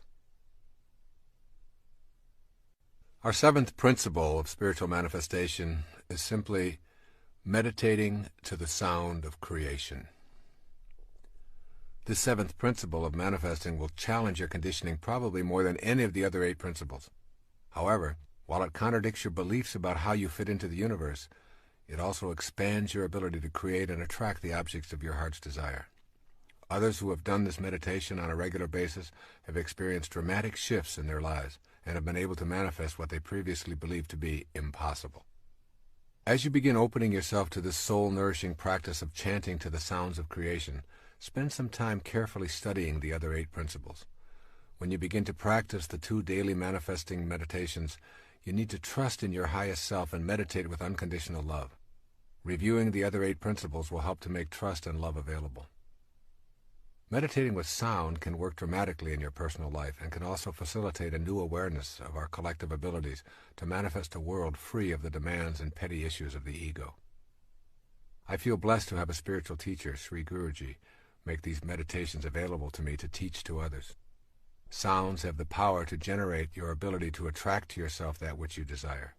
3 key words describing the principle are the title of the following section. Listen carefully to these 3 words. Sounds have power. Sounds are a powerful energy. Every sound is a vibration made of waves oscillating at a particular frequency. The frequency range of the human ear is approximately 16 to roughly 40,000 vibrations per second. Sound is the intermediary between abstract ideas and concrete form in the material world. Sounds literally mold the abstract world of thought and spirit into shapes. In ancient ceremonial rites, words, sounds, and shapes combine to achieve certain ends. Each letter in a word signifies a sound and records the expression of a particular sound. Differing sounds were recorded for their own purposes. Sounds have an impact on us in a myriad of ways. The discordant and harassing sounds of machines, thudding, screaming, grating noises, bombard our consciousness and make it difficult to be serene and peaceful. Discordant sounds can cause internal illness or disease. But sound also has healing properties when it is harmonious and soothing. Healing takes place to the accompaniment of soothing harmonies and nature's music interspersed with spiritually nourishing silence. In addition to healing, sound is used in the creation process, which is the central concern of this 7th principle of spiritual manifestation. When we use the sounds of nature that are most consistent with the act of creation, we begin to attract the material form that we desire. Learning how to use sound is a way of harnessing its power for manifesting thought into the world of form. Manifesting is knowing how to make contact with that spiritual vibrational frequency while we are living inside a body in a materialized world. Pay attention to words and sounds because they can attract positive or negative influences into your life. Harmonious sounds are the ones that most contribute to a balanced and creative life. But before going into the actual use of meditation sounds, it is necessary to learn how to prepare yourself to use sounds in your daily meditation. You need to gain access to a method that will take you beyond the mind to a state of consciousness that transcends your thoughts. This higher state of consciousness beyond the mind is called Siddhi awareness. Siddhi, Siddhi awareness. Siddhi awareness, or Siddhi consciousness, is a perfect state of awareness in which there is a complete absence of doubt and no delay between the origination of a thought and its materialization into the world of form. It is an unlimited state of being in which creation occurs instantly without any time lag from thought to form. When we contemplate this state of grace, our minds challenge the idea and provide us with many reasons as to why it is impossible. Siddhi consciousness, however, has absolutely nothing to do with the mind. Let that sink in. Siddhi consciousness is beyond the mind. This state of graceful being has nothing to do with the mind, whose nature is a constant inner monologue. The mind frets continually about an unlimited number of desires that can never be adequately fulfilled. You can give your body great pleasures with booze and sex, give it fancy automobiles and delectable gourmet meals, body massages, and every other imaginable delight. The next morning, when it recovers, your mind has a new list of demands taped to your forehead, asking for more and more of what it can never get enough of. This is the nature of the mind, which is ruled by the ego. Your mind, then, is only a barrier to experiencing siddhi consciousness, wherein you are in a state of bliss and complete acceptance, and your desires are the same as your experience of life. Your mind blocks the vision of your highest awareness. Your highest self has its own language. When your body is stilled and totally in the present, thoughts disappear. Then you can start the exquisite process of meditating with sound. It is the magic of this sound meditation that I am going to explain in the seventh principle. This is a siddha technique to take you beyond the constraints of the ego and the mind to a place within yourself where you can change your vibrational frequency through the use of sounds of creation. There's a magic to the sound of creation. As you begin to incorporate these ideas of the power of sound into your consciousness, going beyond the darkness of your mind to the light of your highest self, think about these words that open the book of John in the New Testament. In the beginning was the Word, and the Word was with God, and the Word was God. The word God has the same sound that is in virtually all of the names for the original creator. All traditions describe a creator of the word and humankind. Here is a list of names used for the creator: Ra, Krishna, Rama, Buddha, Adonai, Brahman, Siddha, Shiva, Jehovah, Kali Durga, Tat, Gayana, Mahanta, Mahavira, Anu, Atva, Nanak, Yahweh, God, Allah. The obvious sound that is in all of these names for the Creator is the sound Ah. Ah expresses a feeling of bliss and joy. The sounds of creation and joy are synonymous. It is not an accident that the name for the Creator in virtually all languages contains the sound Ah. Ah is the only sound that humans make effortlessly, simply by taking in a breath and without moving the lips, the tongue, the jaw, or the teeth. If you move any of these, the sound changes. Ah is the sound of effortless perfection, as is creation itself effortless and perfect. Ah, the sound of creation, is one sound you will want to use as you practice the language of siddhi consciousness. It takes you beyond the incessant self-dialogue that characterizes your mind. When you repeat the sound Ah in connection with your manifestation meditation practice, you are literally repeating the name of God. In Reflections of the Self, Swami Muktananda gives these words to his devotees who desire to know more about the state of siddhi consciousness. With eyes brimming with love, sing his name. All inner mysteries will be disclosed. Every bird and plant will reveal itself to you as Brahman. The knowledge of Vedanta will manifest everywhere. O dear one, keep chanting God's name while sitting or standing or involved in the world. Never forget him. Unite your mind with the self. He explained that these names for God have specific combinations of inherently powerful syllables that have the ability to call forth the experience of God within us. Making these sounds acquaints us, perhaps for the first time, with the subtle God force within ourselves. Thousands of years ago, Patanjali set down his highly celebrated Yoga Sutras. They were designed to help guide seekers to the highest state of awareness, siddhi consciousness. He offered this advice: repeat and meditate on Om. Om is a symbol for the universal sound of creation. Repeating this sound causes the disappearance of obstacles and an awakening of a new, higher consciousness that is the creative energy. Continually chant God's name is the advice of the masters of self-awareness to those who seek to participate in the act of creating and manifesting. The sound Ah is the sound of God. Make the repetition of the name of God a daily meditation practice, and you will literally transform yourself into this universal sound of creation. You will become one with the sound that mediates between the world of form and the highest frequencies of the spiritual world. This creation meditation is also involved with 2 chakras of the body. Of the 7 chakras of the body, 2 are significant in learning this manifesting technique. The base chakra, the sex center, is one, and the third eye, located between the eyebrows, is the other. Imagine for yourself a channel between the base chakra and your third eye. You are going to clear this imaginary passageway between these two chakras and feel yourself open the third eye so that you can imaginatively project your manifesting energy out the new opening. The base chakra is the center of procreation. The third eye chakra is for the purpose of manifestation. Think of your third eye as the part of you that makes contact with the physical world that is invisible to the naked eye. You are attempting to open this third eye through the language of your siddhi consciousness. Now, remembering that ah is the sound of joy as well as the God sound, think about the sound that accompanies the process of procreation. Ah is the most common sound heard in the very act of procreation. And more often than not, God's name is repeated as a soul arrives from the world of the unseen into the world of materialized form. Oh God! Oh my God! Ah! Initially, this may seem amusing, yet it is incontrovertible that these are universal clues to the process of manifestation. The energy released through the root or base chakra brings about procreation. And what has taken place here? A release of energy from the base chakra, received by another base chakra, and a soul connects to form, from the unseen to the manifested, all accompanied by the sound of ah.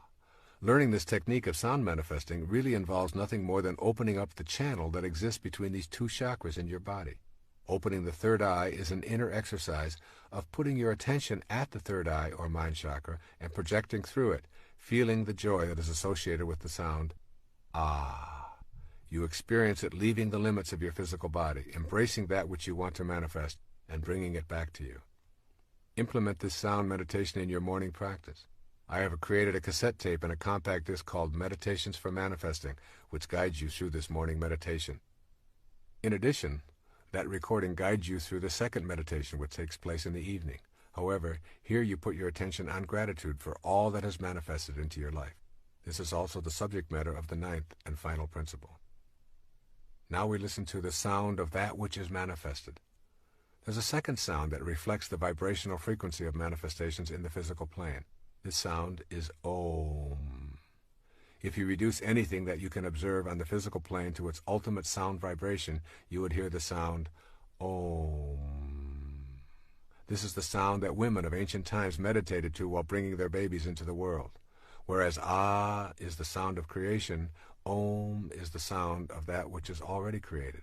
Om expresses gratitude for all that has manifested. There's a basic relationship between our level of awareness and the vibrations of the universe. This is why I include the Om meditation in the manifestation process. Repeating the Om sound in the evening tunes you to a higher state of awareness and to gratitude for all that has manifested into your life. Repeating this sound as a mantra of gratitude is one of the most joyous feelings you will ever experience, causing you to be in harmony with your environment. Using the Om sound is a way of bonding to all that manifests for you, in whatever form it shows up. It creates a peaceful space and contributes to your identifying with the manifesting principle. These two sounds, Ah and Om, used on a daily basis, form the basis for your becoming adept at connecting with what you desire and understanding totally the message of this tape, which is that you indeed manifest your own desires and destiny. Now let's take a look at the practice of meditating for manifesting. Manifesting and meditating cannot be separated. They are like the crest and the trough of the wave, separate and distinct from each other, but always together. You cannot become adept at manifesting the desires of your heart if you are unwilling to devote time to the practice of meditation. Meditation is simply the act of being quiet with yourself and shutting down the constant monologue that fills the inner space of your being. That inner noise is a shield preventing you from knowing the highest self. Engaging in sound meditation is a useful way of accomplishing inner silence and removing the influences of the constant chatter that is largely produced by the ego. The best times for meditating using this manifesting technique of repetitive sounds are at sunrise and sunset. If you are unaccustomed to arising at or before sunrise, make an effort to establish this discipline for a trial period of 90 days. What you want to do is establish yourself as a disciplined person. Early morning, particularly prior to sunrise, is the best time of day to awaken. The silence allows you to feel close to God. You can feel the energy of healing and solutions in the silence. Use specific acts of personal courage to awaken during these hours, knowing that the time will provide you with far more rest than the remaining hours of your scheduled sleep. When the sun first begins to show itself in the morning, its energy breaking out of the darkness is most intense. This is the ideal time to begin your manifesting meditation.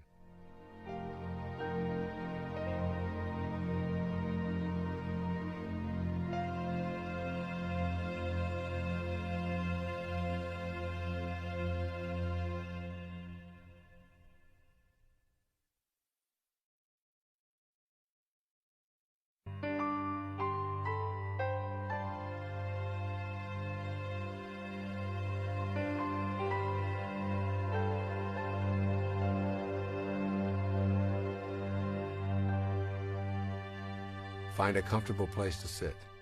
What makes you feel most relaxed and at peace is the perfect posture. If at all possible, it is advisable to do this outdoors. Gently place your forefinger and thumb together on each hand. Close your eyes and allow yourself approximately 20 minutes for this morning practice. Take in a few long, deep breaths and exhale, becoming aware of the pattern of your breathing and the feeling of filling your lungs. Then place your attention on the root or base chakra, the sex center, and move your attention up the passageway between your root chakra and your third eye chakra. Think of this as a channel that has been clogged, and think of the third eye space as an opening that has been sealed for a long time that you are going to open with your new inner etheric energy. Now take a deeper, longer breath of air, filling your lungs, and as you release the breath, say out loud the sound ah, with as much emotion and volume as you can imagine. Ah. Place your attention on clearing the channel with the sound of ah. While you are doing the ah meditation, add to your mental picture what it is that you would like to be able to create or manifest without being at all attached to how it will surface in your life. Repeat the sound of ah as your mantra for the entire time. However, do it out loud and with emotion for only approximately the first 1/3 of the time. Move your attention up and down the inner passageway between the root chakra and the third eye chakra. With the inner energy that you are feeling from the sound of creation resonating within you, open this third eye in your mental picture and propel the creative force through it into the world of form. Imagine its release from your inner being to a point at which it circles the world and surrounds the objects of your desire. Trust that this energy will connect with the universal energy that is the God force and will send the objects of your desire into your immediate world. This must be done in accordance with all 9 of the principles of manifesting that are explained in this tape, which means you have an absence of doubt, complete trust, unconditional love, and a knowing that this power of attraction is within you and in all things. Gradually, you will begin to experience an overwhelming sense of bliss and peace. For the next approximately 1/3 of the morning meditation, say the ah sound softer and softer. Stay focused on the third eye, which is now open and sending out this creation energy and the feeling of your desire manifesting. For the final third of your morning meditation, repeat the sound of ah to yourself silently as a mantra, and keep your attention on the third eye and the glorious feeling of gratitude that you are already experiencing for having this manifest into your life. When you have completed approximately 20 to 30 minutes of this manifesting meditation, your morning session will be complete. Some people have used this meditation to manifest peace for themselves or those they love, to center themselves on a healing, or to bring a relationship into their life. Others have used it for such matters as selling a house, getting a promotion, overcoming an addiction, attracting money, or whatever. The possibilities are unlimited. What you are doing when you do this morning ah meditation is resonating with the words, "In the beginning was the Word, and the Word was God." The act of manifesting is the beginning of something being created in your life. The evening meditation is best practiced at sunset if possible. Once again, as the sun sinks below the horizon, there is a corona-like expression of energy that is greatest just as the sun leaves the horizon and for a few moments immediately after. Now you practice the sound of Om, which is the meditation of gratitude. The practice is identical to the morning meditation with the exception that now you are not asking to manifest anything. Instead, at the end of your daylight or as you retire, you are simply saying thank you to the universal intelligence that we call God for all that has manifested in your life. Take in deep breaths just as you did in the morning. Clear the channel between your base chakra and your third eye chakra and mentally picture all that you have received and project that energy out forcefully through the opening of the third eye. You are expelling into the universe beyond your immediate body an energy of gratitude. The sound of Om is said aloud for the first third of your meditation, then gradually, more quietly, and ultimately silently, always focusing grateful attention on the third eye and feeling that energy going back to the universal source of energy that we call God. The final part of this meditation is the last sound you hear before you go to sleep each night. The very first sound you hear in the morning is generally one of ah. It is the sound that you make when you yawn or stretch.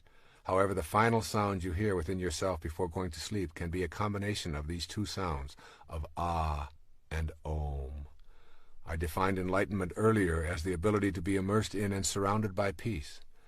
It is not an accident that the sounds ah and Om, when combined, translate to the word that means peace or enlightenment. Shalom. Shalom. By saying these two sounds to yourself as you drift off to sleep, you are becoming at one with all that is peaceful and all that provides for us. It is also not an accident that the primary sound of spiritual joy is the sound of Ah in Alleluia.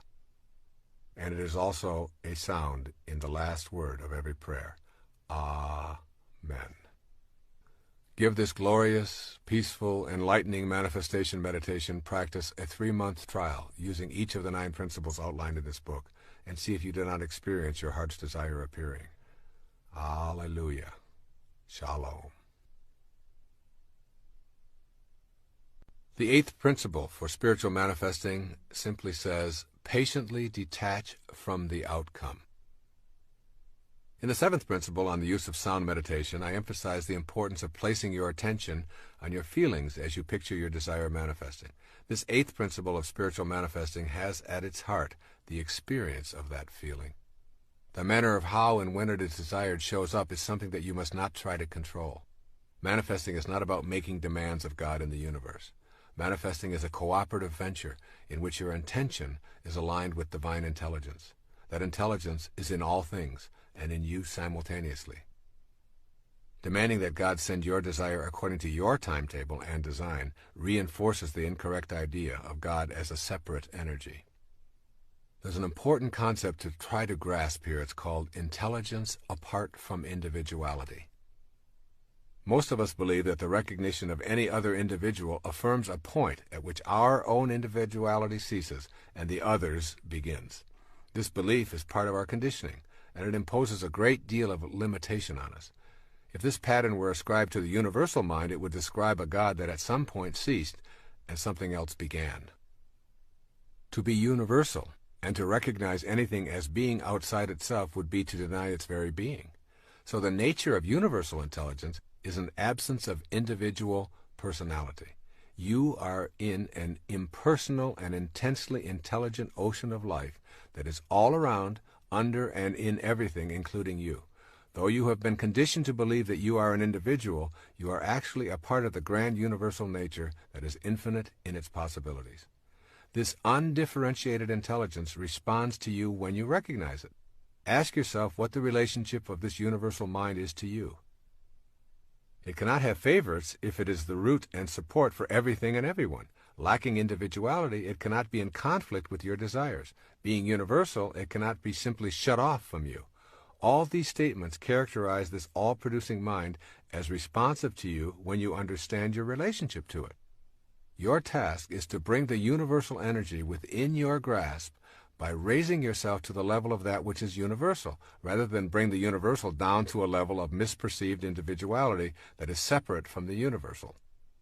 You need only to recognize it to attract it to yourself, rather than ask it to recognize you and bring you to it. Having learned a different set of principles, all of this may sound a bit confusing, yet it is crucially important for you to know this before moving along on the path of manifesting. There's a power of infinite patience. This provocative line is from A Course in Miracles. Those who are certain of the outcome can afford to wait, and without anxiety. The notions of certainty and patience go together.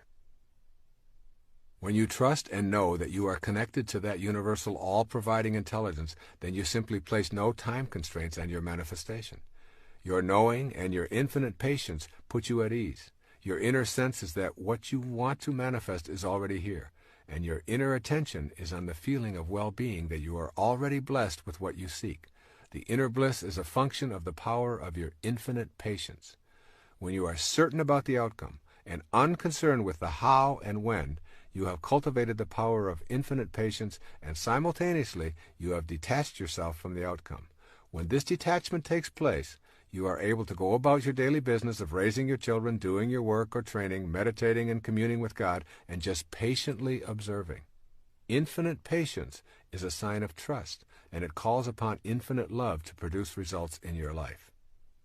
When you let go of impatience, you are aligned with the God force, and the anxiety that tells you what is lacking and missing in your life is gone. You will know that God has been patient with you no matter how long it took you to come around, regardless of how far you may have wandered, and no matter how much you may have refused to listen. Infinite patience produces almost immediate results in your life. You become free when you relax your insistence to have it now. As an infinitely patient person, you know that you are already where you want to be, and there are no accidents, and that all that appears to be missing is nothing more than an illusion perpetrated by your ego.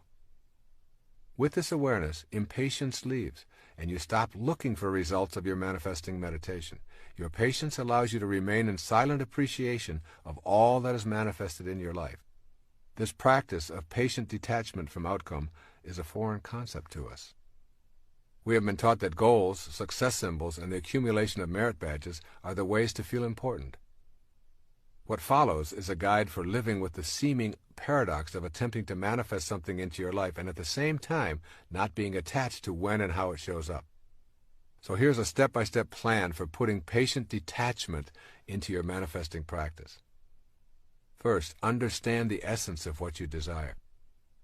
What you desire is not necessarily in the realm of things. If you want to manifest money, for example, notice if your attention is centered on the dollars or on the experience and feeling of financial security. The experience is the essence of your desire. By putting your attention on inner feelings, you shift from being gratified by externals. The essence of your desire is a feeling of well-being and joy and an alignment with the universal spirit. You may feel that you truly want to manifest more income and a promotion. Detach yourself from the in-the-world promotion and increase in pay. Put your manifesting energy on the essence. You're wanting to feel more secure and less stress. You will probably begin to see things arriving in your life that reduce your anxiety. They may seem to have very little to do with what you originally thought you wanted. And then secondly, banish doubt and enter into the realm of certainty. When you've removed doubt about your ability to manifest, it will be easy to detach yourself from the outcomes and all of the details. Your trust in yourself and in the divine energy of the universe is all you will need. Then third, leave your expectations and go about your business. Maintain your work and play regime with a new sense of peace originating in your inner knowing about what is manifesting for you. Remain completely detached from the inclination to measure and calculate what is and is not showing up for you. And then fourth, in this step-by-step plan, maintain privacy about your desires. Sharing your manifestation efforts decreases the energy and deflects the energy into the ego's need to gain approval. Then fifth, be aware of the cues that your desires are manifesting. Keep in mind that the way things will show up in your life is not necessarily related to what your rational brain expects. Things may begin popping up into your life that were never there before and which may surprise you as you notice them more and more frequently. These synchronistic events and happenings are the result of beginning to live in a heightened state of awareness. Pay close attention to the cues as they surface and gently tell yourself, it's working, I can see the results. And then sixth, act immediately on the cues that arrive by acknowledging them. When you acknowledge the early signs of arrival of what you wish to manifest, you are giving your inner energy a positive charge and recognizing the divine universal intelligence. This recognition is essential to the continuation of this manifesting process. And seventh, don't think of your manifestation as a special favor. To see manifestation as a favor is to begin the process of bargaining with God and believing in your separateness from all other living things. Your desires manifest because you are in perfect alignment with your source of creation and because you are not placing any limitations on what can come into your life. And then eighth, view any and all obstacles as lessons, not indications of failure. Keep in mind that you are practicing patience and detachment from outcome. Everything that shows up in your life is supposed to. This includes the falls in your life. They provide you with the energy to propel yourself to a higher state of awareness. And then ninth, release all judgment from your manifesting practice. This requires you to be willing to suspend your inclination to judge that which shows up in your life as right or wrong, good or bad, attractive or unattractive. Your judgments halt the flow of universal energy into your life and put you at odds with that divine power. Your ability to manifest depends in large part on your willingness to leave behind the collective judgments that make up the totality of human beliefs. Detaching from these beliefs is one of the greatest challenges of your life. You will probably experience a sense of loss and perhaps a feeling of loneliness as you make this step out of judgment. The reward is that you will begin to expand your own perceptions and accept what others believe are their perceptions. A business card you might find walking on the beach, a book or a tape recording, a message intended for another but is in your mailbox. All these can be cues. Send away all judgments about how anything arrives in your life and refuse to assume the collective judgments that permeate the beliefs of most of the people you encounter. As you notice what arrives and disappears, try to do it with a feeling of total acceptance. In your inner world now, anything you can imagine is actually a part of you. Your proclamation of being wealthy and happy, if taken to that inner non-judgmental world, will lead you to feel wealthy and happy. This in turn will lead you to begin acting in new ways. You will begin to create a new concrete reality of wealth and happiness within yourself as you generate a positive attitude toward all you encounter. No judgments, simply maintaining an inner feeling of having already manifested whatever it is you desire. Your mind will attempt to use logic, but manifestation is not logical. Your mind will try to employ negativity, insisting that you are too old, too stupid, or too undeserving, that you never win anything, that you've wished for things in the past and been disappointed and there's no reason to expect things to change now. This is the attachment of the mind and the ego to results in past history. Meditation and intuitive feelings are two ways to supersede the mind. The emphasis is on detaching from the collective unconscious beliefs, refusing to judge, and patiently allowing the universal source to deliver what you are now totally aligned with in your inner world. And 10th, learn to relax in peace and knowing. The universal intelligence works at its own perfect pace. It will deliver when you are in alignment with the 9 principles detailed in this tape. The delivery is guaranteed by the absence of doubt that you cultivate and total trust in the presence of this energy in all things, including that which you are going to attract into your life. And finally, on 11th, use affirmations to keep the energy flowing and to detach from the outcome. The most useful affirmation I can provide in this regard is really quite simple. I am infinite and universal, and I trust in the divine power of the universe, which is also within me. This then concludes the 8th principle for spiritual manifestation.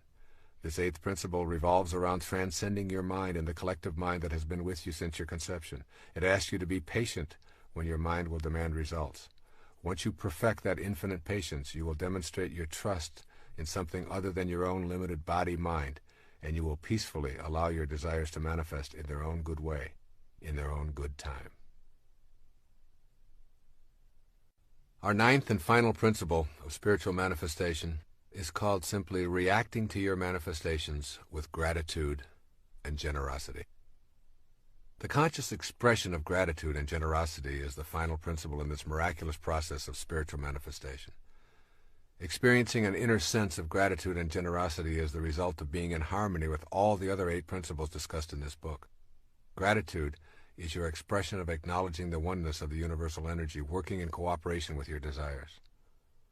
Let's look at the nature of gratitude. Gratitude is the complete and full response of the human heart to everything in the universe. It is the absence of feeling alienated or separate. It represents our full acknowledgement and appreciation of the energy flowing through all things and brings gifts to us in the form of the fulfillment of our desires. Gratitude recognizes that nothing is to be taken for granted, and, most important, it is an expression of complete, unconditional love in the form of a thank you to the God Force that is in all things. It is a way of being one with the God Force in full inner serenity. It recognizes that the spirit within ourselves is the same as that which sustains all life on the planet. Gratitude then represents the whole of ourselves. When we feel grateful and give thanks, sending out this kind of loving energy to the world in the same fashion that we did when we were asking for our heart's desire to be manifested, we feel complete. Gratitude allows us to feel more connected to that for which we are grateful. Gratitude acknowledges that we are the recipients of the generosity of others, of life, and of the universal spirit. Gratitude contributes a loving response to the whole of creation and to your relationships with creation. That relationship illustrates for us how interconnected and interdependent everything is, including the manifestations in our lives. When we understand the nature of gratitude, we can more clearly identify those things within ourselves that are obstacles to practicing gratitude. Gratitude is an inner process. It is an attitude of thankfulness, even when things do not appear as we would prefer. Rumi once wrote, "Don't grieve for what doesn't come. Some things that don't happen keep disasters from happening." Gratitude is a way of experiencing the world with love rather than judgment. The three most common obstacles to an attitude of gratitude originate in your mental processes. The first is simply called fault-finding. You always have the choice to be love-finding or fault-finding. The fault-finder focuses on what is wrong and what is missing. That focus shows up as criticism, judgment, and anger. The feeling is of being against the manifestations that appear in the world, rather than being for what one receives. As we think, so shall we be. If you are using your mind to think about what is wrong and what is lacking, this is precisely what will manifest for you. Finding fault, rather than being grateful and being a love finder, guarantees that you will not be able to participate in the co-creation of your life and the fulfillment of your desires. A second obstacle to an attitude of gratitude is called simply complaining. The complainer always feels shortchanged and deprived, and consequently becomes envious and bitter toward those who seem to have been blessed with what is missing in his or her own life. The inner experience of complaining leads to being angry at the universal source that seems to have denied you the benefit of its infinite supply. Complaining is an expression of the absence of love in your inner world. When you feel love, there's no room for being upset with God for not delivering your ego's demands. And the third obstacle to an attitude of gratitude is taking what you have for granted. Taking things and people in your life for granted drains you of the joy that you could be experiencing. Taking things for granted means going through life unaware of the multitude of gifts that are here in each and every moment. Think of the activities and experiences that would be missed if they suddenly disappeared. Remind yourself that there are no ordinary moments. Kicking a ball around with a child, watching the shape of the clouds in the early morning, or hearing the sounds of the seasons, saying good night to a loved one. Every single experience is an opportunity to experience gratitude, or its opposite, ennui. It is also a choice. Strive to be alert to being a love finder. Sleepwalking through life is a choice to impede the gratitude that is necessary for you to become a manifester. If you take everything for granted, you will never be able to see the clues that will give you the impetus to take action on your desired manifestation. The appearance of the right person or the unexpected gift will be greeted with a shrug and a disinterest, which will prevent you from receiving its blessings. Be awake and fully appreciative of everything and everyone. And here appreciation and depreciation need to be understood. When we depreciate something, we devalue or diminish its worth. We depreciate things or people by expressing disapproval or dislike. It is impossible to feel grateful for something or someone we do not value. Begin to see things and people as they truly are. Each person is a child of God. See the unfolding of God in each person you meet. The moment you participate in the depreciation process, you block your ability to experience gratitude, and consequently, you obstruct your ability to manifest prosperity, love, and joy into your life. Essentially, the activity of depreciation means that you are not sensing the beauty of life. Become an appreciator, and therefore a manifester, by seeing the Christ shining back at you in the other person or groups of people. Cultivating an attitude of gratitude is something we all want to work on in this manifesting process. Make the shift to being grateful for all that you are and all that you have, and you will facilitate your ability to manifest into your life the essence of all that you desire. Develop an awareness of yourself as a recipient rather than as a victim. Virtually everything you possess in your life is because of the efforts of others. Your furniture, automobile, home, clothes, gardens, yes, even your own body are all in some way gifts from others. Without the efforts of thousands and thousands of people all working in harmony, you would have nothing showing up in your life. Just remind yourself of this fact each day, and gratitude will begin replacing cynicism. Also, practice a silent expression of gratitude when you start to see your desires manifesting from the universal source. Thank you, God. I see you working in my life, and I acknowledge with love my appreciation for all that you bring to me. Also, become a person who is willing to tell those around you how much you appreciate them. Make a concerted effort to say aloud how much you love your family members without making it a phony ritual. The more you are willing to express gratitude, the more you are cultivating an experience of unconditional love, which, as you know, is the secret to manifesting. Be thankful and avoid complaining as much as possible. Catch yourself as you are about to find fault with someone or some condition. Then, instead, find something to say that reflects a willingness to be a love finder. Give yourself a specific period of time to practice avoiding complaining and fault-finding, perhaps 30 days. You will experience the emptying of rancor and complaints from your inner self, and the opening to love, appreciation, and gratitude. Begin each and every day with an expression of gratitude and thanksgiving. Every morning when you awake, you have been given the gift of a sunrise and 24 hours to live. Take in a deep breath and be grateful for this exhilarating experience of breathing in life and love. End your day with an expression of love and a repetition of the word for peace, shalom. Be aware of the need to be grateful for the suffering and struggles that are part of the fabric of your life. Sometimes it's easy to simply be angry at your suffering rather than to know that it is the catalyst for your searching and awakening. And also remember, it is the nature of thought to increase. The more your thoughts are centered on what is missing, the more deficient you feel and the more complaints you will utter. Similarly, the more you practice gratitude, the more you are thankful and appreciative of all that life provides, and the more you feed your experience of abundance and love. And now a look at generosity and service, the final steps in manifesting. The natural extension of being grateful is the development of a generous heart. Perfect generosity is a willingness to give of yourself and all that you have manifested without any expectation of a return. Manifesting is about connecting to the universal spirit which is infinite and abundant in supply. Manifesting is not about seeing neediness in yourself, but is rather about feeling complete with that radiant abundance. It is concerned with unconditional love and attracting that abundant love to your individual life. When you feel the presence of that abundance, your feeling of gratitude will push you in the direction of generosity. It is in the expression of your generosity that you will feel most connected to the unconditional love of the universal spirit. The more you feel a desire to share what you receive unconditionally, the more you will experience it flowing into your life. Generosity and self-liberation go together. Generosity is helpful for your own liberation in that it teaches you about the inner quality of letting go. Letting go and releasing your attachments are the most freeing things you can do to liberate yourself from the ego. A need to hang on to things and money you receive arises out of an inner sense of incompleteness. Practicing generosity aligns you with your sense of completeness and love. Generosity extends to more than simply sharing your material possessions. Generosity includes offering kindness, care, love, and nurturing. Furthermore, the spirit of generosity can and does ultimately relate to how we treat ourselves. If you have a generous heart that has no qualms about giving, you will treat yourself lovingly and will nurture yourself without feeling any sense of guilt. Thus, giving and receiving are really the way the universe works. Every single time that you take in a breath and then exhale, you are engaged in a process of giving and receiving that is vital to the material and spiritual world.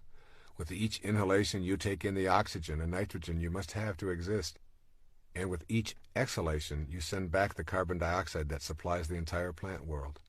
The cycle of generous giving and receiving is exactly the same as the very act of breathing. Look around you and notice how everything in our universe is a result of giving and receiving. The entire food chain represents a giving of life and a taking of life, and then a giving back in an endless cycle of material manifestation. The process works in the same way on the spiritual level. You put out loving energy to connect to that which you desire, and it returns to you. It is a giving and receiving action. So therefore, it's really important to cultivate an attitude of generosity. Put generosity into your manifestation practice to keep the natural flow of giving and receiving moving in your life. Recognize that this is a way of being that can be developed. You may have convinced yourself that giving is impossible because you have too little for yourself. If you're not generous when it's difficult, you will not be generous when it is easy. Generosity is a function of the heart, not the wallet. A generous heart is one that places no limitations on its ability to be generous with others and does not do it for reward or recognition. Think of the myriad of things that you do each day for others, including animals and the environment, as ways of practicing generosity. Talking to a lonely neighbor, feeding a stray cat, opening a door, anonymously paying the toll for the car behind you, vacuuming the carpet, or whatever may occur in the thousands of actions you undertake each day. Most important, remember that to give without expectation of an acknowledgement is truly the work of your higher self. Keep your generosity practices private. Then become aware of the internal resistances that arise within you when you have an impulse to give. Your fear of not having enough for yourself and your family, your doubts about whether others are truly needy, the fact that others won't appreciate it anyway, are impulses that you need to honor as valid. All of these inner doubts and fears should be examined without judgment. And then give yourself designated times and periods of time to practice being generous, particularly in offering service or in giving of your time. Sometimes I notice my young son out playing soccer by himself, wishing in his heart he had someone to play with. I remind myself to forget about the zillion things I have to do, my state of fatigue or whatever, and I designate the next several hours to simply sharing my time with him, something we both love. Practice being able to receive. Accept help when others offer it. Allow others to do for you without feeling embarrassed or without feeling that your independence is threatened. If you turn off the receiving side, you cut the natural flow of energy, just as if you turned off the giving side. Receiving is very much a component of the spiritual practice of manifestation, and you can work at allowing this into your life with gratitude and love. Furthermore, practice giving just a bit more than you think you can, and a bit more than your own comfort level allows. Whatever you have convinced yourself is the limit of your generosity, try going beyond it. You also can practice a little bit more generosity with your own self than you are normally accustomed to. Order the item on the menu that costs more, or give yourself a few extra days on your vacation trip, or allow yourself the luxury of a body massage or a facial. Extend your generosity into service as a way of life. Our encounters and relationships are a central influence on ourselves and each other.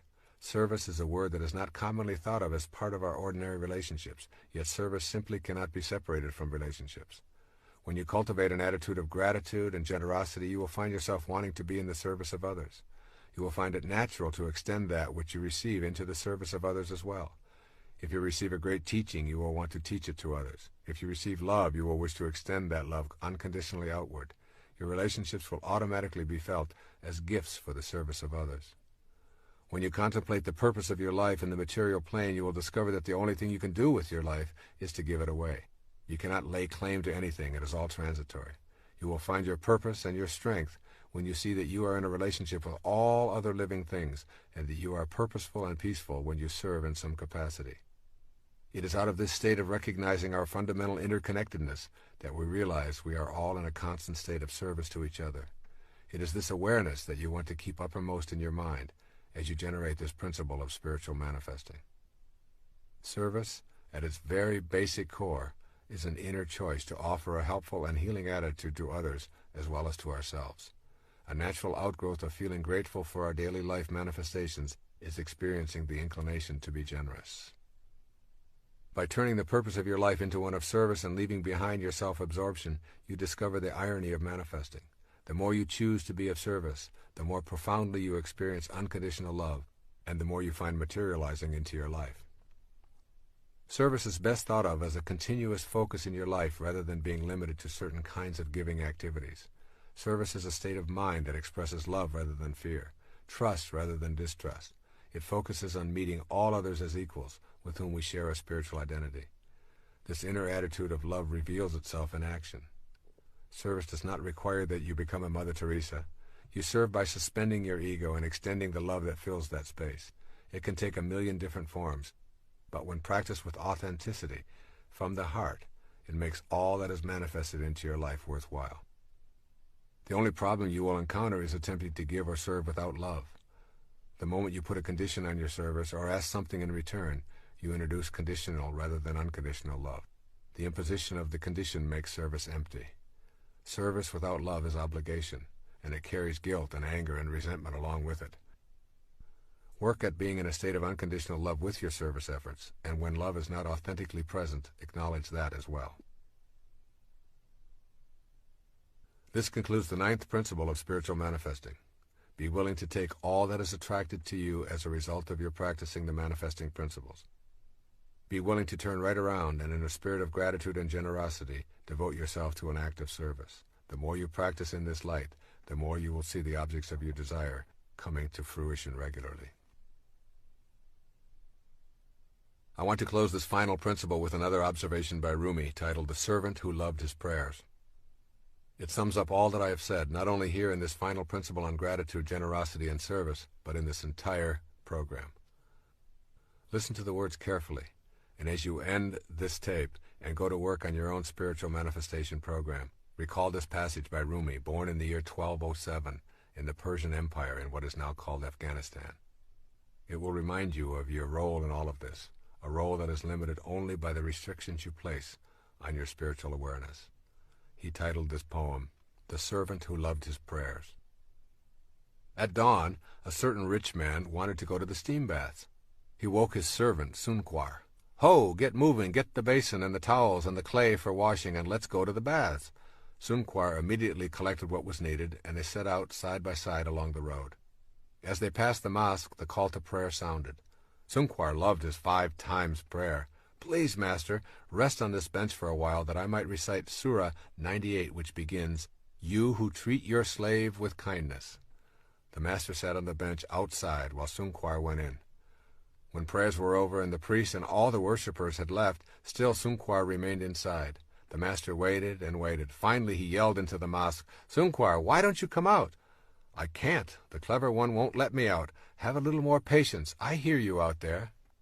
7 times the Master waited and then shouted. Sunquar's reply was always the same, "Not yet. He won't let me come out yet." "But there's no one in there but you. Everyone else has left. Who makes you sit still so long?" "The one who keeps me in here is the one who keeps you out there. The same who will not let you in will not let me out. The ocean will not allow its fish out of itself, nor does it let land animals in where the subtle and delicate fish move. The land creatures lumber along on the ground. No cleverness can change this. There's only one opener for the lock of these matters. Forget your figuring. Forget yourself. Listen to your friend. When you become totally obedient to that one, you'll be free. May you always swim in the ocean of abundance while manifesting your own divine destiny. Listen to your friend. I'd like to provide you with a summary of the 9 principles. I would like you to have all 9 principles in the same place so that you can refer to them often, as well as see how they comprise a step-by-step program for implementing a spiritual manifestation awareness for yourself. Each principle flows to the next, and if you apply them in this sequential manner, I can guarantee that you will begin to view yourself as an absolute miracle, an individual who is connected to the universal all-pervading spirit in such a firm manner that you know you are a co-creator of your own life and all that is attracted into it. The 9 principles. Number 1, becoming aware of your highest self. This awareness helps you to view yourself as more than merely a physical creation, which leads to the 2nd principle. Trusting yourself is trusting the wisdom that created you. This principle establishes you as one and the same with the universal God force, which leads you to the 3rd principle. You are not an organism in an environment. You are an environ-organism. This principle establishes that there is no separation between you and anything else outside you in the material world, which leads to the 4th principle, that you can attract to yourself what you desire. This principle establishes your power to attract that which you are already connected to, which leads to the 5th principle, honoring your worthiness to receive. This principle affirms that you are worthy of all that is attracted to your life, which leads to the 6th, connecting to the divine source with unconditional love. This principle creates an awareness of the significance of accepting your manifestations with absolute love, which leads to the 7th principle, meditating to the sound of creation. This principle gives you the tools for vibrating yourself to the very sounds that are in the world of creation. These are the tools for attracting and manifesting, which leads to the 8th principle, to patiently detach from the outcome. This principle emphasizes the need for removing demands and becoming infinitely patient, which leads to the final principle, to react to all of your manifestations with gratitude and generosity. This principle teaches the value of taming the ego and being thankful and in service to others with your manifestations.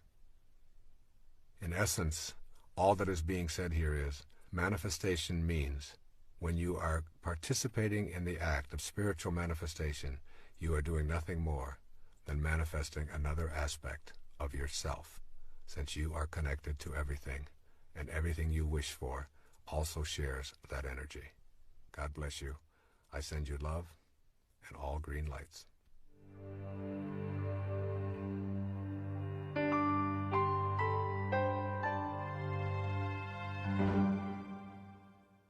Hi, my name is Karen Thomas. But guess what? That is not important. What's important is your success online. I can help you start a successful, thriving business online, no matter how many times you have failed. If you have a desire to win, you can. All you need is Wi-Fi, a laptop or desktop, and be able to follow simple directions. Reach out to me and I can show you exactly how.